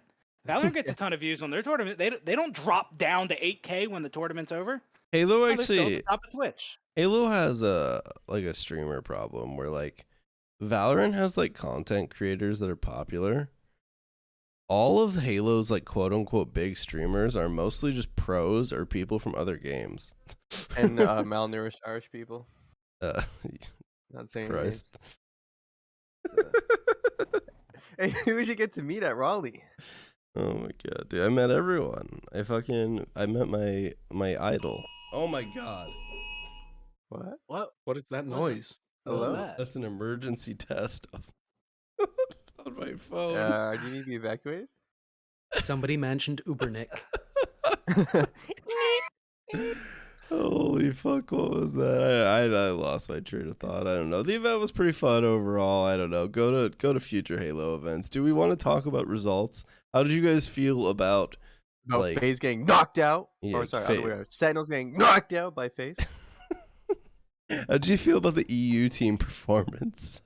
I love that the boys just got shit on every time they were on main stage. Dude, Bing chilling. I love hearing the commentators say, Bing chilling, pulling the flag. Only I to did lose like the that. match. Bing chilling, pulling up in the kills. I wanted them to go far.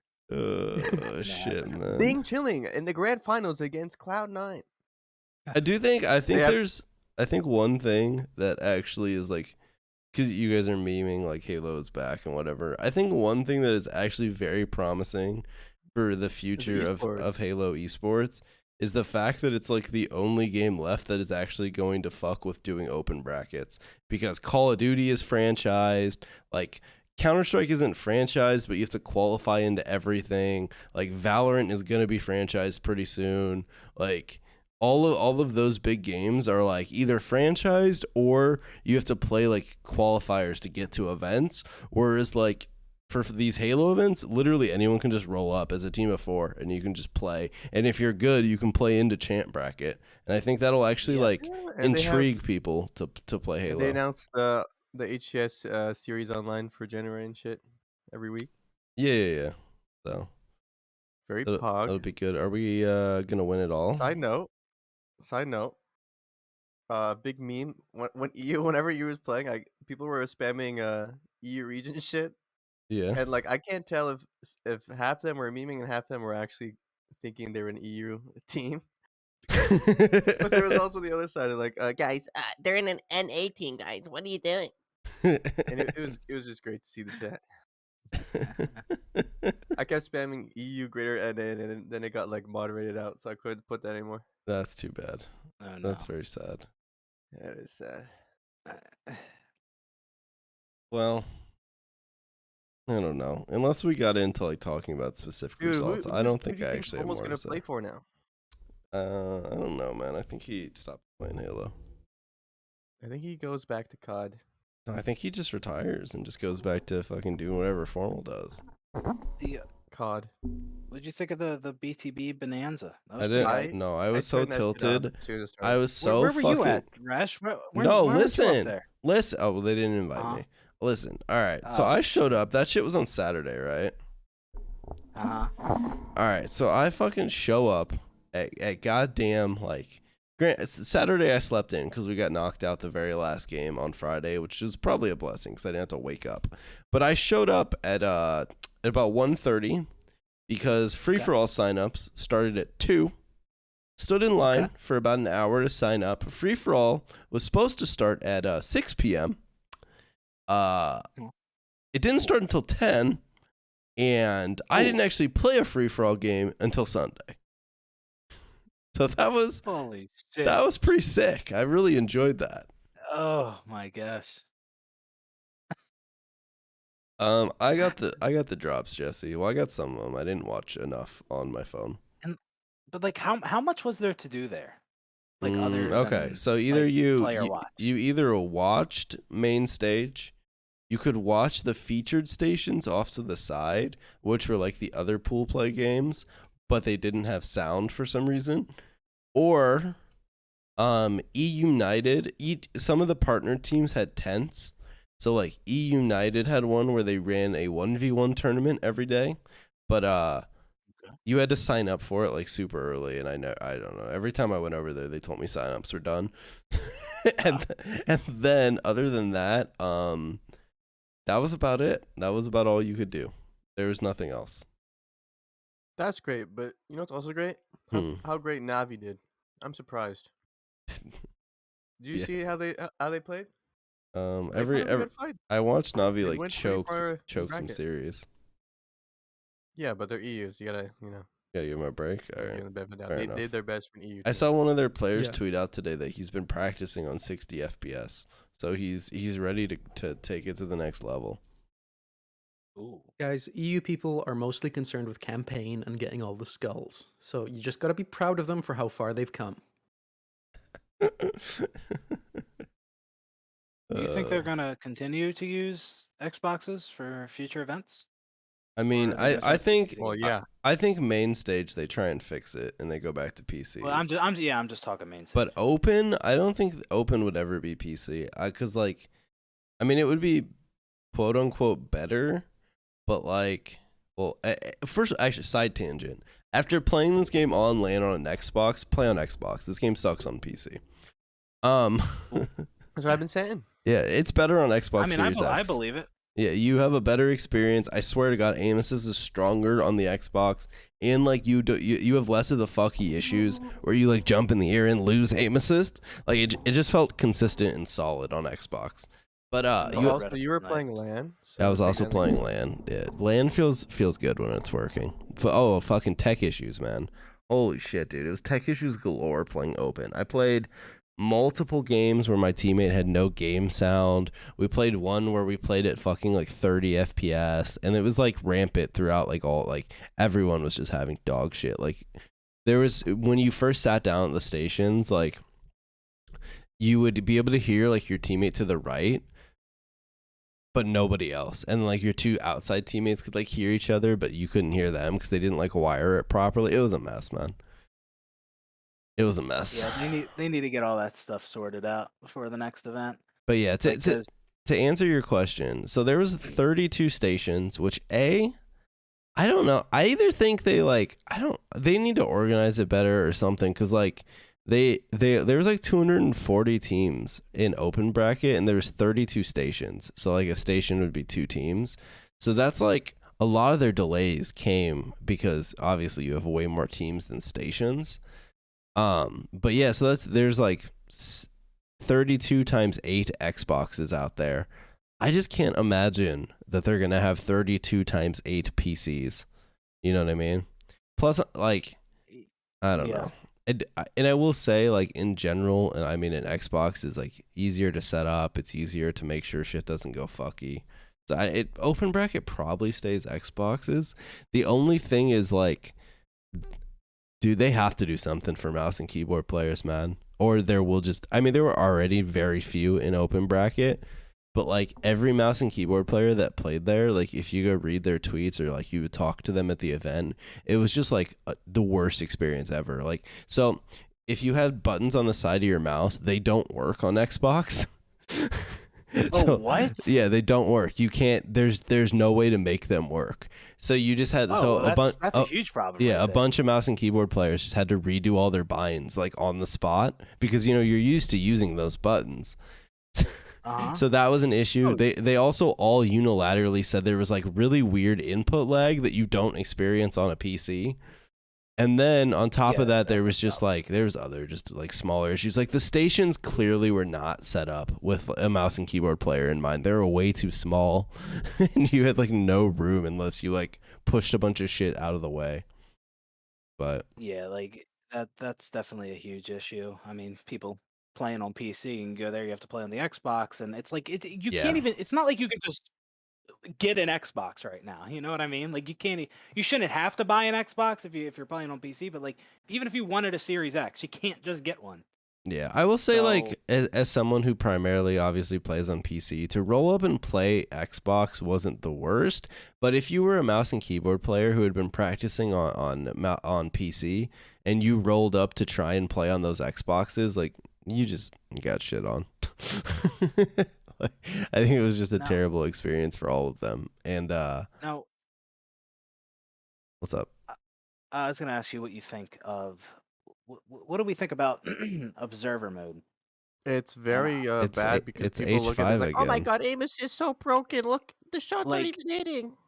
Sometimes, yeah, people thought it was. Yeah, oh my god, that was terrible. They thought it was because of the aim assist. Yeah. But yeah, and that's the thing. Most people, they're not going to know like that. It's just the observer mode is shit. Yeah. Some might infer that, but like that's a big problem, and I don't think they have any intention on improving this at all. No, I Like, mean it was but an that's issue not through okay. all of H5. Like, yeah, when I'm seeing somebody shoot the air, like, and getting kills, like that's a big. That's not like just like a little thing. That is a massive issue. 3 like- out of 4 shots hit the air and it has perfect. Like when somebody just snipes the air and gets a headshot, and then the crowd reacts, the casters react, and I'm just here like, what? He just shot the fucking air. Like, no, like call that out. Just tell me he shot the air and got a kill. Like, tell me that, because that's what's happening.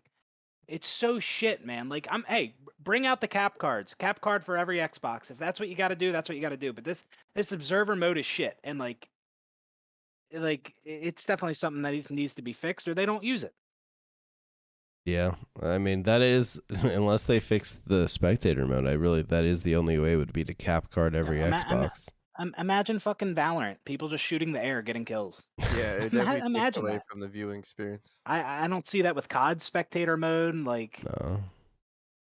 and then they act like it's just not like everyone acts like, I guess it's just not a big deal. Okay, yeah, it's a first person shooter, and like we're missing shots but getting kills. Yeah, not a big deal at all.